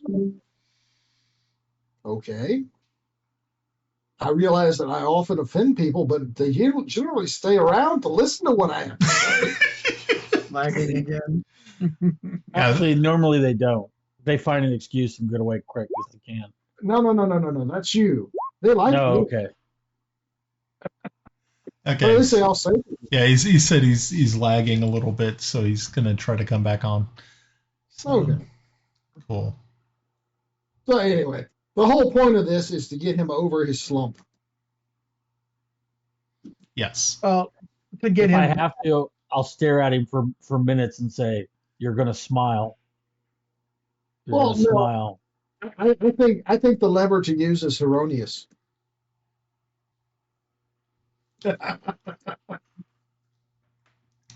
Now, me personally, I don't know shit about Heironious, other than he is the god of whatever.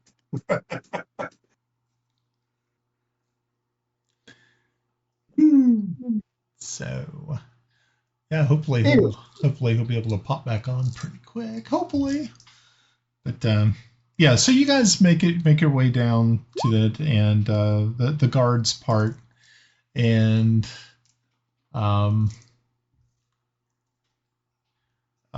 you all are now standing inside this very nicely lit, warm room. You can obviously see that someone has cast Gentle Repose upon Yusuf's body, and like I said, it's a beautiful space. It is definitely something that obviously friends had taken care to make it this way. So there's obviously a very deep connection between this man and Morzaivi and Shira. Are there any runes or anything like that around that now that the vines and things like that have moved away? Maybe like a deity or something along that lines? Because you read Elvish. Because you read Elvish. No, I have an ancient history and bardic lore kind of thing. I might recognize something.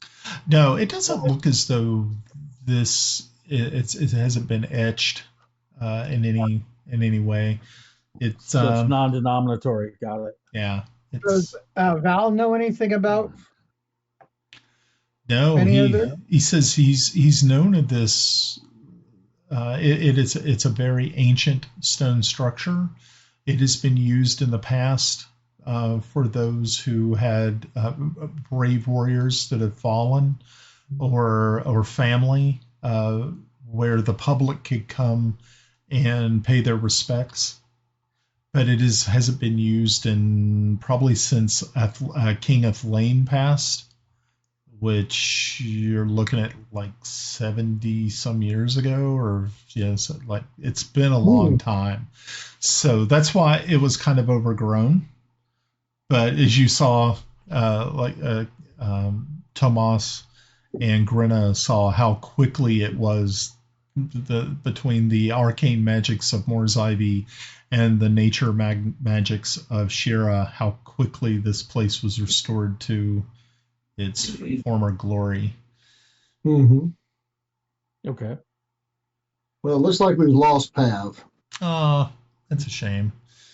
There he is. Oh, is he back? He has arisen from where? Puke and again. Rally, puke and rally, puke and rally. Puke and rally. Oh boy. Yeah. Hopefully he'll be able to get on here in just a second, and we can continue with this situation. Grenna's gonna go talk to Melda. Okay. So yeah, we'll take care of that really quick. So yeah, you after dinner, Melda and you are talking. As a matter of fact, she decides to go for a walk in the garden and invites you to go with. The gardens here are very beautiful. I can't hear anybody now. Oh no! Well, we can't have that. What? We can hear him, but he can't hear us. There's something. That's okay. I'm used to it. Okay. So, so you're walking in the garden with Melda. Yep. Okay. I just tell her that Kelex is very far from being okay. He died. And this Yusuf? Yeah, Yusuf. What's his name? Yeah, Yusuf. Yusuf. Yeah. He didn't even know. Gave his life for him, and he's going to have to deal with that. And there's a lot of guilt there. And based on what Yusuf told me, he was probably not in a very peaceful place and very far from what he would associate with his God. Lots of things not right there. I have a feeling they're going to get drunk tonight. She says, I understand. I know humans can be how they cope with stress and bad situations. They usually turn to this types of libation. I would rather have sex, but each to his own. She chuckles. She said, "Yeah, unfortunately, I'm pretty sure right now he is in a place that he is fighting with a lot of internal thoughts and hopefully not demons." Grenna looks at her and says she's +2 proficient with pillows.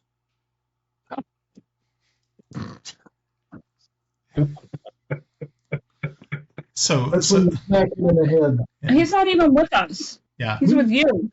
Yeah.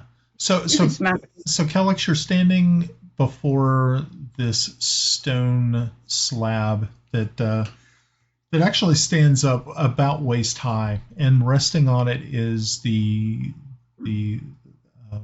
old man, who now looks different. He is not wearing the burlap sacks that he was wearing before. He is now dressed in a beautiful robe. His face is clean shaven. His hair is not a scraggly mess. He is resting peacefully, surrounded by beautiful flowers and torchlight, which seems to burn magically, illuminates his face. And you're standing there just kind of looking down, taking in and understanding that this man did something so selfless. He took, and as you've been told the story of the genie who granted him his last wish, and that was that you would be brought back. So Kelex, from the dark place. So Kelex, this gentleman here, he sacrificed himself for you. He saw something in you that he thought was worth the price. And then because his name is Yusuf, I start singing "Wild World" by Cat Stevens, who goes by Yusuf, and I'm like, "Ooh, baby, baby, it's a wild world." Deep in silence. All you see is Tomas's mouth moving, but nothing's coming out. and that's a heavy burden. That's a heavy burden. But you know what? It's worth it. Because he had his life. He lived it. He spent it with Mos Eisley and Shira. And he thought that you deserved the same chance with Melinda. Now, we have a dilemma here. A dilemma.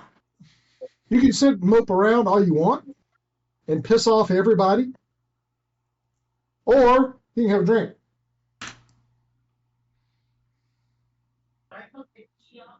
And we care for you. I mean, yep. Do you think I would be here if we didn't care?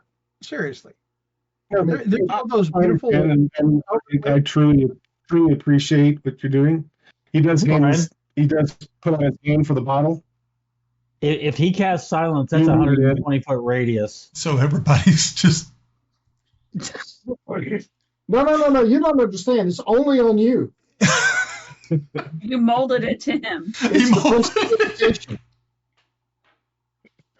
Prestidigitation. Yep, I froze your vocal cords. Oh, jeez. So at this time, after everybody has said their piece, Val walks up to you, Kelex, and he lays his hand on your shoulder and he says, "If you had not come to get me, most likely I would have been in that dark place that you have been to. You saved me from that. And for that, I am eternally grateful. I hate to see you in this state. But just as Járn has said, there is obviously a reason why you are still here." And he said, "Do you remember that day when we were all standing around looking at the Orb of Prophecy? You were there, Kelex. You were in the prophecy. The prophecy has no reason to lie. It sees the future. So you being here now, that right there tells me everything I need to know. Yeah, without the bravery, without your team, your men who absolutely would follow you into the grave itself, I would not be here right now. So for that, I owe you so much. And on top of that, I owe you a drink. So let's go get drunk." So yeah, Kelex will nod. You know, he's looking, he's thinking definitely when people are talking to him. You can see it in his face. It might lift a little bit from what everybody said. He grabs the bottle. He lifts it up to the Husaf. Is it Husaf? Yeah, Yusuf. Yeah. Yusuf. I'm not sure if this is not a prayer. This is just some words I just want to say, which can never fully capture the depth of my gratitude for your sacrifice you've made. The fact that you gave your life that I could live is beyond anything I can comprehend. You've shown an incredible act of courage and selfishness. I'm not sure how I can repay this. And then he takes a drink. Yeah. Good. And the rest of Val, follows it up and he claps you on the shoulder again. And he says, "We shall get through this together. This darkness that has cast its shadow upon you, we are here to help." Now, I have a handful of dice, and we're going to start playing a game called Up the River, Down the River. No, tell him to go fuck himself. Let's play spades or dominoes. Oh, remind me to tell you the story about Up the River and Down the River in Korea. Okay, Pop. I just sent you a gif of how I try to cheer you up. That's pornographic. I've sent worse. Pornographic. Okay. Yeah, you sent me a picture of your ass the other day. Okay. All right, so we wrap up. We cheer up Pav. He's not gonna be Kurt Cobain. No.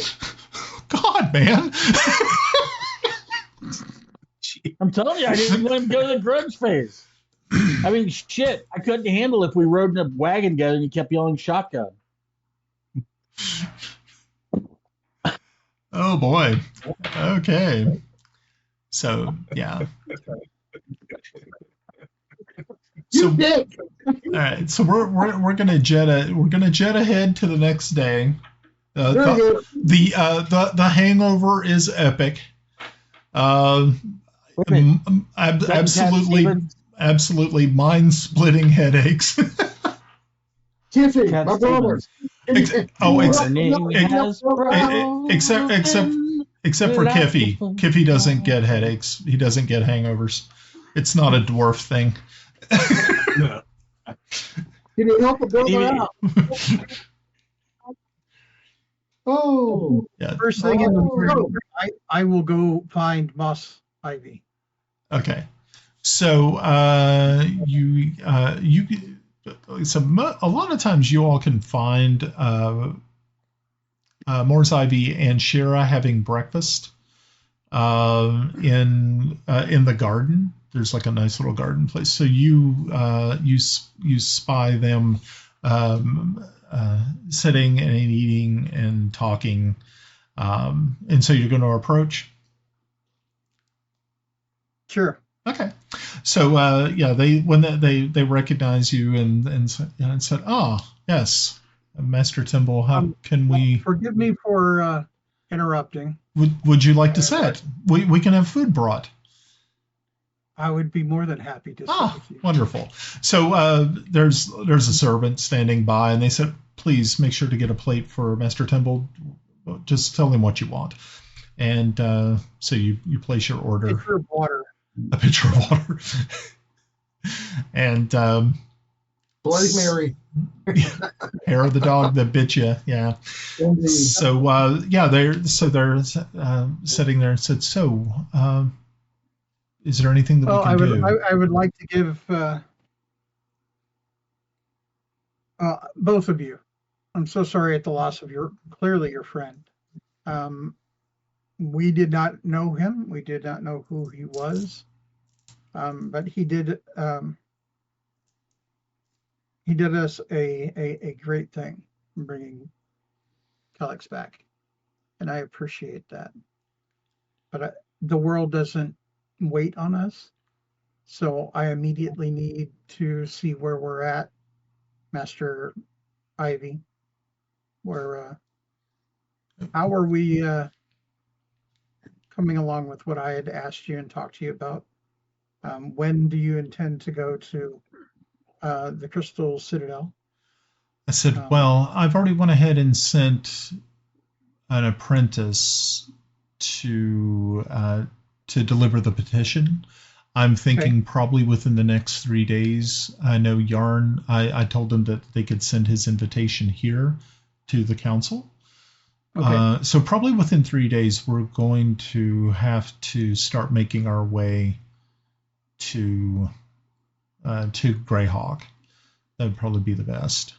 Is there any way to test all of us, to check on all of us, completely cut us off of everything, so that we might know some difference?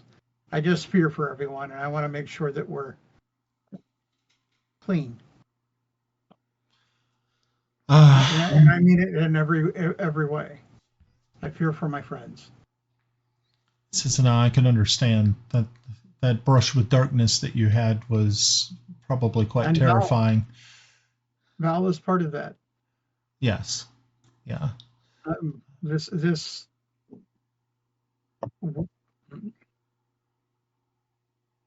forgive my language, this twat is just maniacal.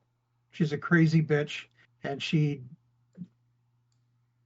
I have such distrust of the Drow to begin with. Rightfully so. They're not ones to be trifled with. And then to come across one so absolutely deadly. Yes. Magics are beyond me, but I know that we have to beware. I can't just ignore it, even though I don't know anything about it. But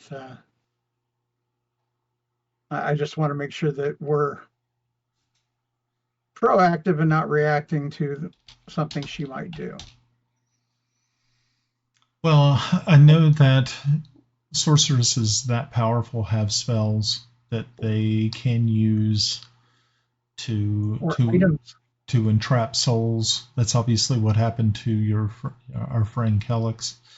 I know that they have spells that can track, that can influence others to they could be bent to their will. They are very, very dangerous. You don't find a lot of sorcerers at the Citadel. There are a handful, tops. Mostly when it comes to the Citadel, we're wizards. You've probably never seen a necromancer there. Necromancers can also be extremely dangerous. I know that you know of one that's actually not as, I wouldn't say that she's not as deadly. I would say she is more sane than your regular necromancer. But you are completely right. You and your friends should be examined magically to make sure that you do not carry anything that would allow her to have power over you. That's why I believe all of us should travel to Greyhawk when it is time.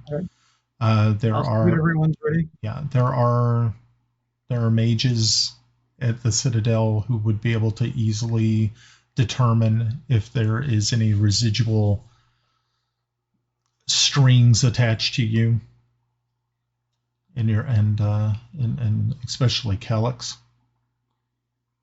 Kelex and Val both. Yes. It's tough to say that you actually care for people, especially when they're these kind of yahoos. But I do.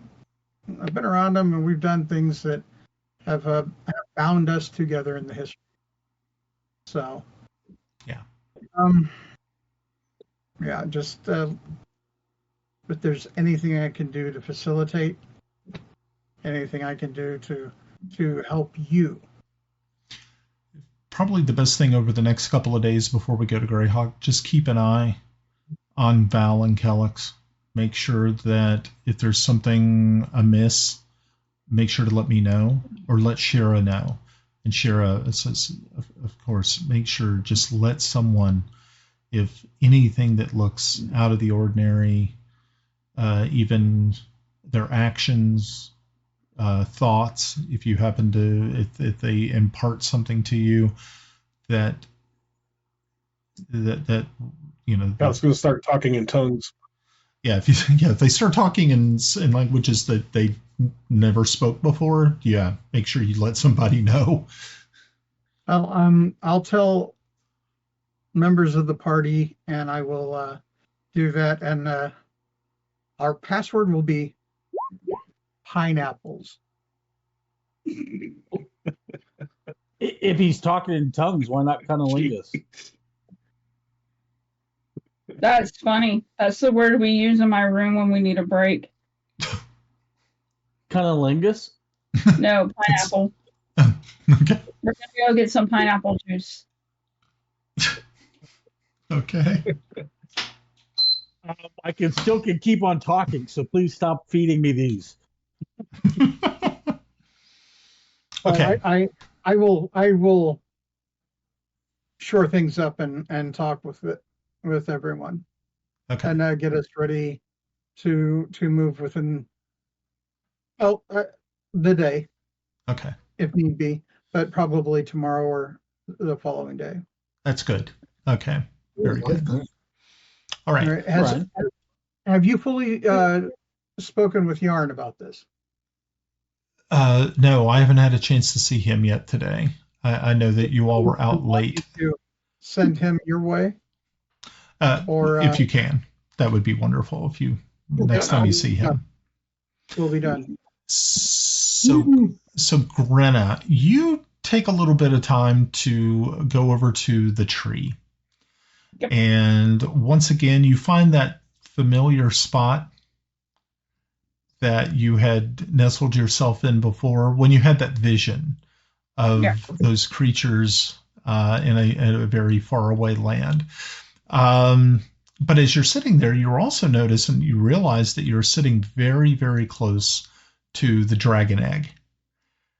And as you are sitting there kind of contemplating and thinking, you realize that you hear something. And as you're sitting there, you see this, it looks like a very sharp tooth that a lot of reptiles have to open up the leathery eggs. It pierces from the inside of this egg. Okay. Yeah. You're actually watching the birth of this baby dragon. Cool. Danger, Will Robinson. Danger. Look out, Hagrid, look out. Not Norbert. He's just misunderstood. He wouldn't hurt a fly. I don't have a beard to catch there. We're good. Okay. So it usually takes a little bit of time for creatures to break free from these eggs. So you're just sitting there completely enthralled by what you are actually seeing. Being that a lot of people have never seen a dragon hatching, you're kind of thinking to yourself, this is a monumental. So, but you do realize that there are druids that are walking around like working on the tree, but they have not seen what you're seeing yet. I mean, okay, are you going to? Okay, so you motion a couple of druids over, and they're now there's like 3 or 4 druids all standing around with you, like watching, like super excited. They start expanding like they're multiplying like bacteria. Is the dragon still in? No, she's in Bissell. Yeah, she's in Bissell. So yeah. Right now, Shira is, from what you gather, you're not sure where Shira is at. She's not there. Actually, she's talking with Timble and Morzivy, so that's a different situation. But yeah, so really right now, you sitting there thinking about where your origins has just been kind of hijacked by this wondrous thing that is occurring in front of you. So, all right. Anybody else doing something in their alcohol-induced haze? Sleeping. Tomas Waverly calls in somebody and asks to start being measured for armor. Okay. Because here's the thing. I've got a great dexterity, but I can't use it because I'm wearing heavier armor, right? So I got to magic up my armor because getting my shit handed to me at 20 fucking sucks. So... So he's getting measured, realizing that when he goes to Greyhawks, probably because he won't have enough time to get it measured or built here. Would he, Brian? No, not in the amount of time that you're looking at. It would. Or if there's somebody that happens to have a +2 set of plate mail around, I'd be happy to take it and have it embellished and make my own. But I doubt they do. Yeah. Yeah, yeah. So yeah, you're looking at a nation at war, and they're really tapped out when it comes to making sure that they have all their troops set up with like the best stuff. So, like I said, that's why it was really hard to find resurrection gems and things of that nature. It's really, really tough right now. Even healing potions are kind of scarce. Okay, so you're gonna have somebody come and start taking your measurements for you. And then when that's done, I'm going to have him send them via message to Greyhawk so that they can begin preparing it so that when I arrive, it's ready for me to step into, because I'm just going to share with everybody at the beginning of this game. You can go back and look. I rolled a natural 1 on my wisdom save when I came into the game. So he is buying into this, that he's ambassador of the universe, or at least one of the ambassadors of the universe. I have to look the part. Yeah.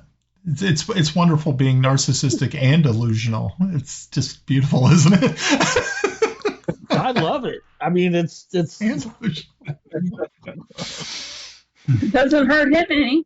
No. He's good to go. All right. Okay, so yeah, you can get that done.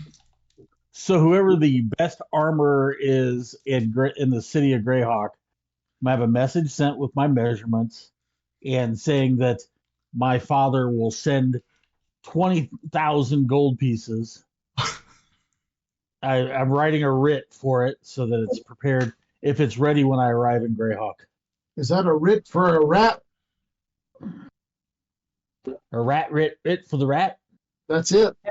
Can I look at that really quick? Okay. No. So Kelex, you were going to say? So I'm looking for Timble. Okay. Yeah, you're able to eventually find you find him coming out of the garden. It looks like he's actually carrying a pitcher of water with him as he's trying to hydrate. He stops briefly and just kind of turns that thing up and just keeps going. And you get his attention. So you guys are standing in the garden. That thing is bigger than he is. It might hydrate me. I think I might be too. Like a cool pool for him. Timble, good to see you. Here, I have something I need you to send to Pelic. I hand him a scroll. I need you to put the seal on it and send it right away. May I see it? What's it say? Yeah. So, if you do read it, it's basically stating, it's requesting that, oh man, I can't remember his name. What was his name? Oh, Sir Timothy Truelight is called to Pelic immediately, and on his arrival, he needs to be made Margrave, and I will relinquish my title as Lord Commander. Wow. Let me say this. Shit, just a writing off like that? You think it's that easy? Tim will be honest. Not since we've, ensured we had our allies taken. I haven't been much of a Lord Commander for this war. And to be honest, if something did happen to me during this, it would just be another thing to shake up Bissell. And they don't need that right now. They need to focus on the war. And what we're doing right now is not really helping the war. It's helping the larger thing. I'd be honest, but it is helping. Just because we're not out at the front running through and killing little guys and with their little towels wrapped around them, we're out there helping one of our allies. To take Val, that is leverage enough to probably keep the elves out of it. We have to do those things. It falls to someone. I think, don't quote me on this, but we might be the best capable of answering that call. And that's why we're here. We have been pushed all over the map doing all kinds of different things and that's why I'm sending this, because Pelic, Bissell need to focus on the war. We're not there to help them do that. I'm not there to help them do that. And I'm not doing this out of what happened yesterday, though this is probably a reason for it. I'm thinking clearly. I just think the thing is I agree with you, and then I disagree with you. So I'm kind of in the middle, because I really want this yoke gone. We all got pulled into this situation and just anointed, here you go. You're this, you're that. The only person that was happy, I think, was little Tommy, who's slowly growing up. I just think that, look at this. The common people are looking up, and the Lord Commander, he's everywhere. He's solving every problem. Every time something comes up, he fixes it. Now, is he actively out there on the march in command doing that? No, because lesser men can do it. It's a call for a greater person to lead this. We should start a movement and call it the Mega Unit, making Greyhawk great again. And you have been able to do that so far. Trust me. Because that shit isn't falling to me. And we sure as hell are not letting little me be in charge. You know where that would go. You know what that would mean. Yep. Okay. Love and hate it. I will continue to be Lord Commander. However, Sir Truelight needs to be called Abyssal so he can take on the roles and responsibilities as the Margrave. I'm fine with him being made the acting Margrave. I like the lad. He's good. I mean, that's why I kept asking after him all along the way, making sure he's good. Other than him, I don't know who all I trust. There's a few, and I have thoughts, but I think I'm with you in this. I hate that we're here in our positions and not there in our positions, but I think for, like I said, I mean, for the everyday people, they're looking and seeing a great person who is out in front, solving the problems, going and doing things that other men will not, that they're not capable of. And that's kind of where, it's, if we act the part and kind of get it done somehow. So, I mean, keep going until we can't go anymore. Hey, maybe I'm the new Jon Snow. Hey, go for it. Let's build a wall. Okay, I agree. However, I still think having a dedicated leader, and I'm sure Sylvain has been doing a fantastic job while we're not there. I agree. I trust them implicitly. But, there's Bissell needs one of their own to leading up. I agree. And we can make that happen. But I think right now we're also needed as that kind of shot troops that run everywhere and cause chaos and solve big problems. And we do that. I know it's been close. It's gotten real close, but we're still doing it. We're able to.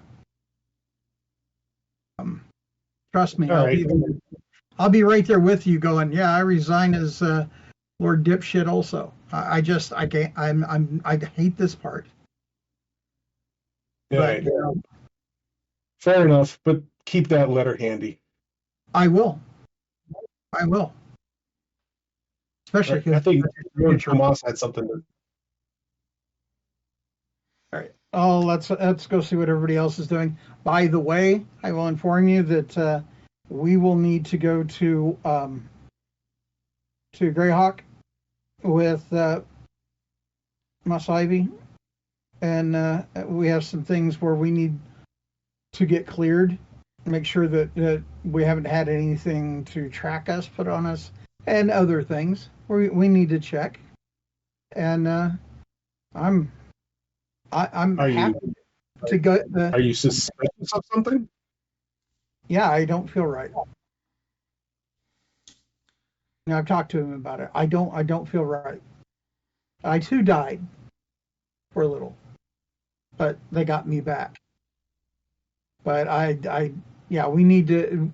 I need to clean my underwear real good, if you know what I mean. I think we need to have everything gone through, make sure that something wasn't slipped to us, that they could track anything. I mean, all of us were there, and it was a tough ass fight. That bitch was nasty and really could have done so much to us. That I'm leery. Yeah, you see visibly him shiver when you mention her.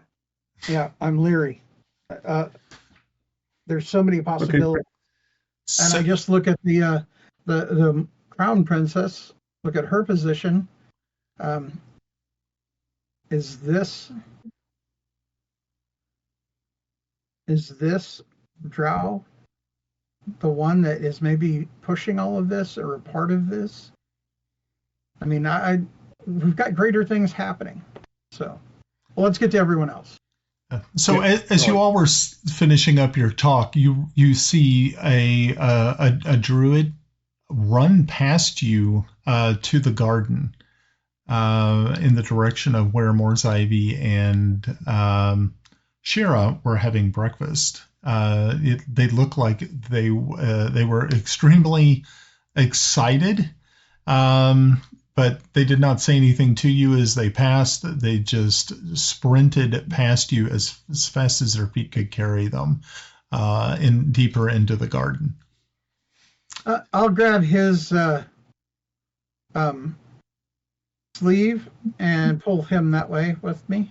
Let's go see what this is about. Okay. So what's the rest of, let's see. So Kiffi, you've been up for a while. Like I said, no ill effects from the alcohol. I mean, this was mostly elven shit anyway, and it's not what you're, Yeah. Bud Light. It's Bud Light. But they got good riddles. So, that's what I'm going to engage myself with, because I have no position in Bissell and no interest in Bissell, so, I'll let those guys do what they want. Okay, very good. Okay, yeah, you're able to find yourself as a matter of fact, if you could even just leave the castle if you want, just go down to the Broken Bow and have breakfast there or whatever. You don't even have to stick around. You really are kind of a free agent in all this, where everybody else is tied to something. You've carved out a nice little niche on your own that doesn't really require anything. And they call me the sneaky bastard. Yeah. I'm still trying to figure out who I kind of go to my own drum. I figure most people wouldn't take me. Yeah, I think an early morning pub crawl is in order. See if you can find something better. Yeah. Yeah. Look for the good stuff. All the days before me.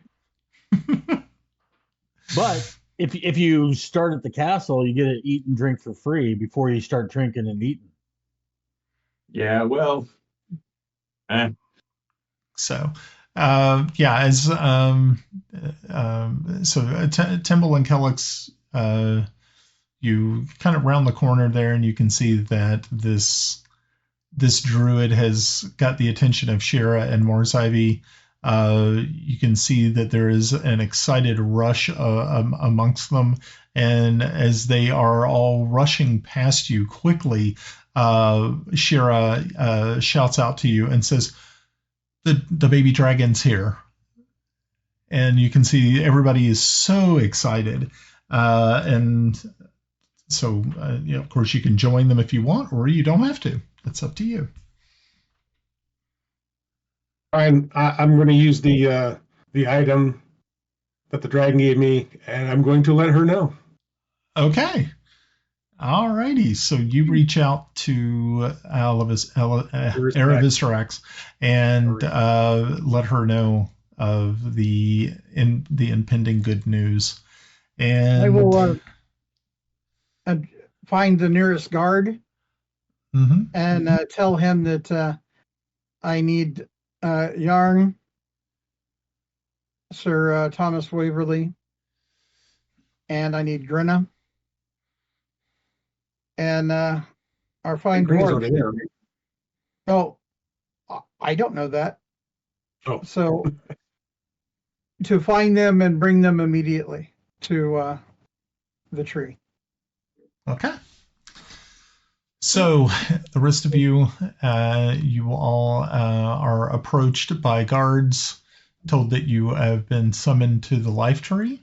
They did not tell you why. But it was of an urgent nature from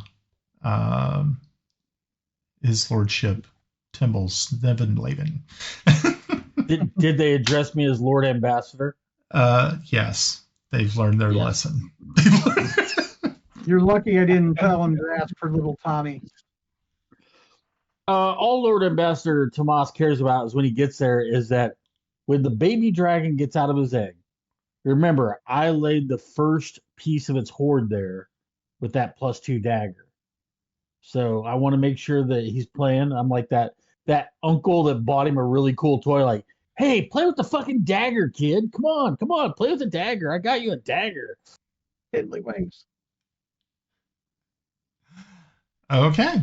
So, yes, you all make your way to the life tree, and as everybody is standing around, unless you were doing something else, Kiffi, you're actually pulled away from, like, you're at your first stop, and you're just about ready to pull. They're just pulling a draft for you, and this elven guard, interrupts you and says that your presence, your presence is needed at the life tree, and of course you're thinking, of course it is.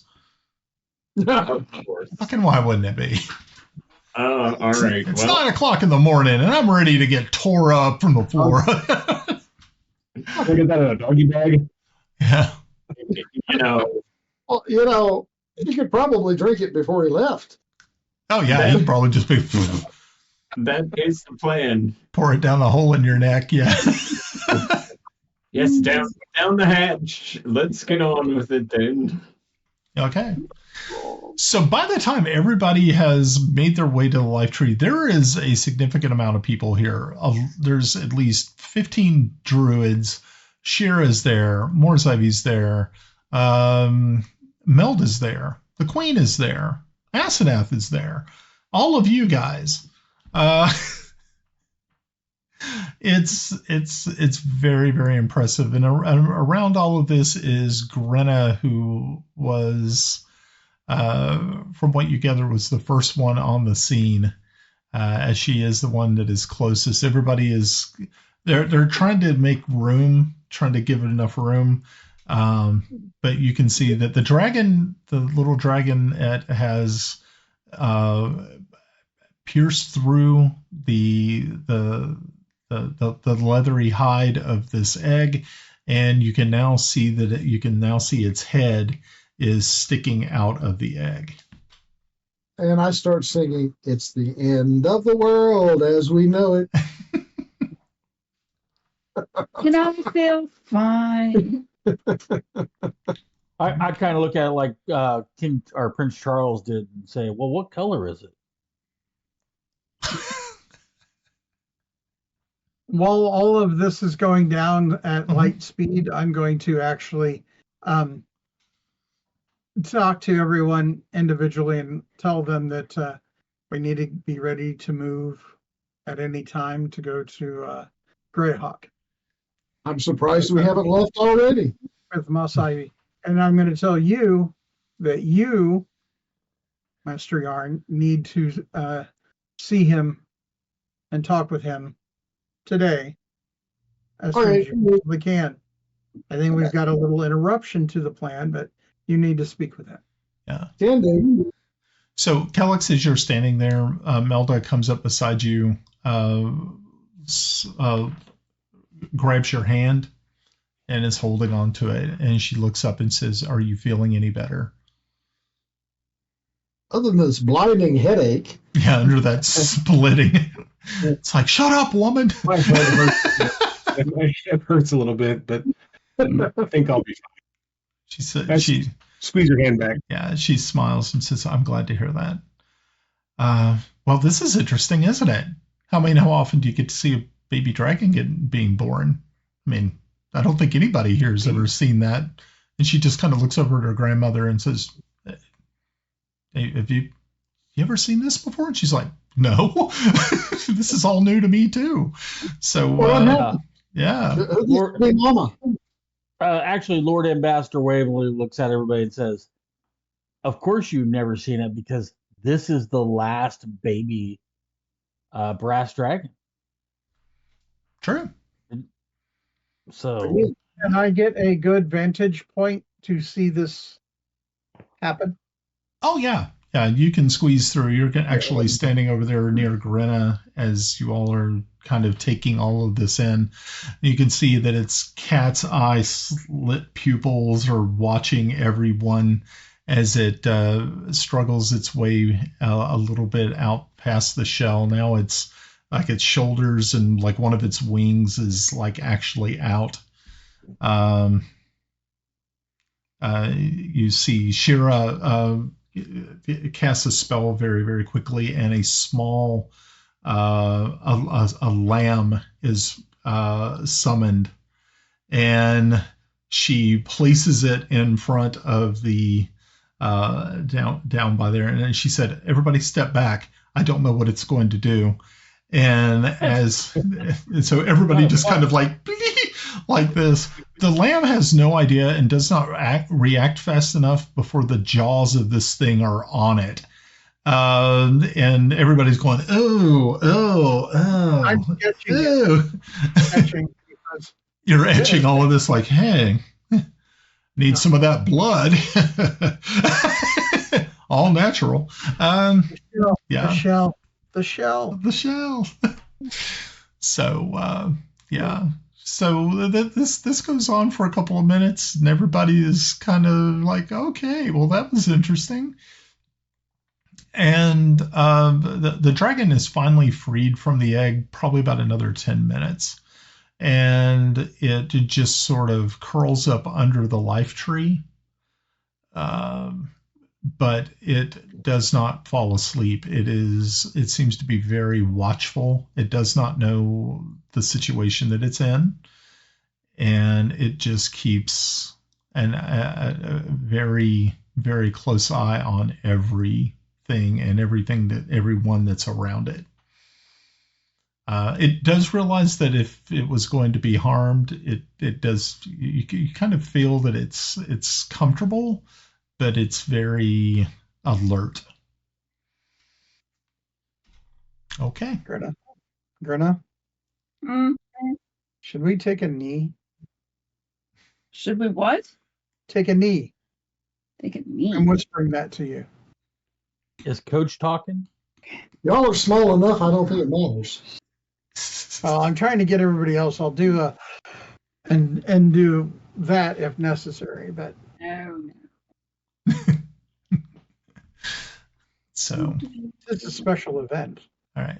So it takes probably close to about 4 hours before Aravistarax actually arrives. Yeah, I'm not holding Yeah.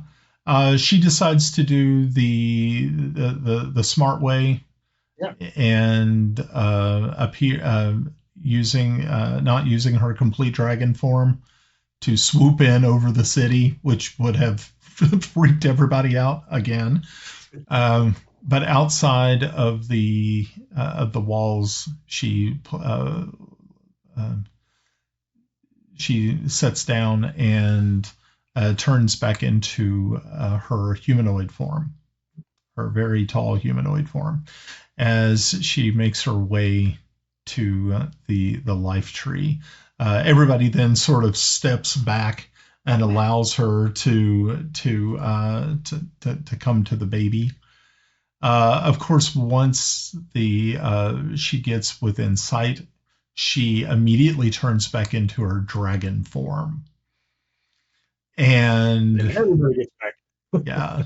Now everybody's like on the edge of the island itself, and you can see that that the bond has been made, and Eravistrax looks at each of you, looks down and said thank you to the people of Celene and Enstad for watching over my baby.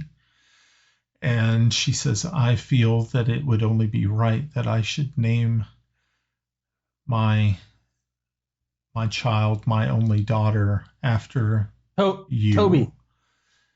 And she says, I believe that the name Selenistrax would fit. Selenistrax. That's wonderful. Yeah, Selenistrax. Very cool. Poor kid. Yeah. At least she doesn't have to spell it. Tomas is over there saying, I could have gone with Tomasistrax. Hey, Brian. Yes. Check roll 20. Check roll 20. Okay. Oh, okay. Cool. Alrighty.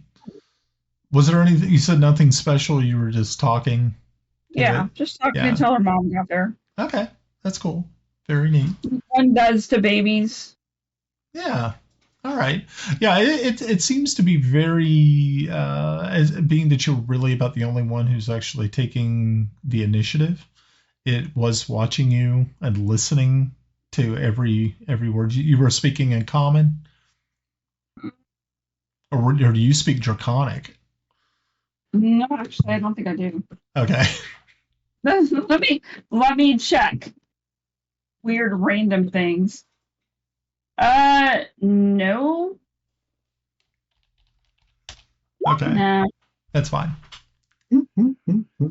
Okay. Tomas did a performance of Little Drummer Boy. Zelenen. Let's see what else I got in common. Okay. Just common. Okay. Maybe just going between different things, singing different songs in different languages. Okay. Very cool. Alrighty. So yeah, it was definitely paying attention to you and trying to understand what you were laying down, so to speak. So guys, I think this is actually probably not a bad place to close up shop.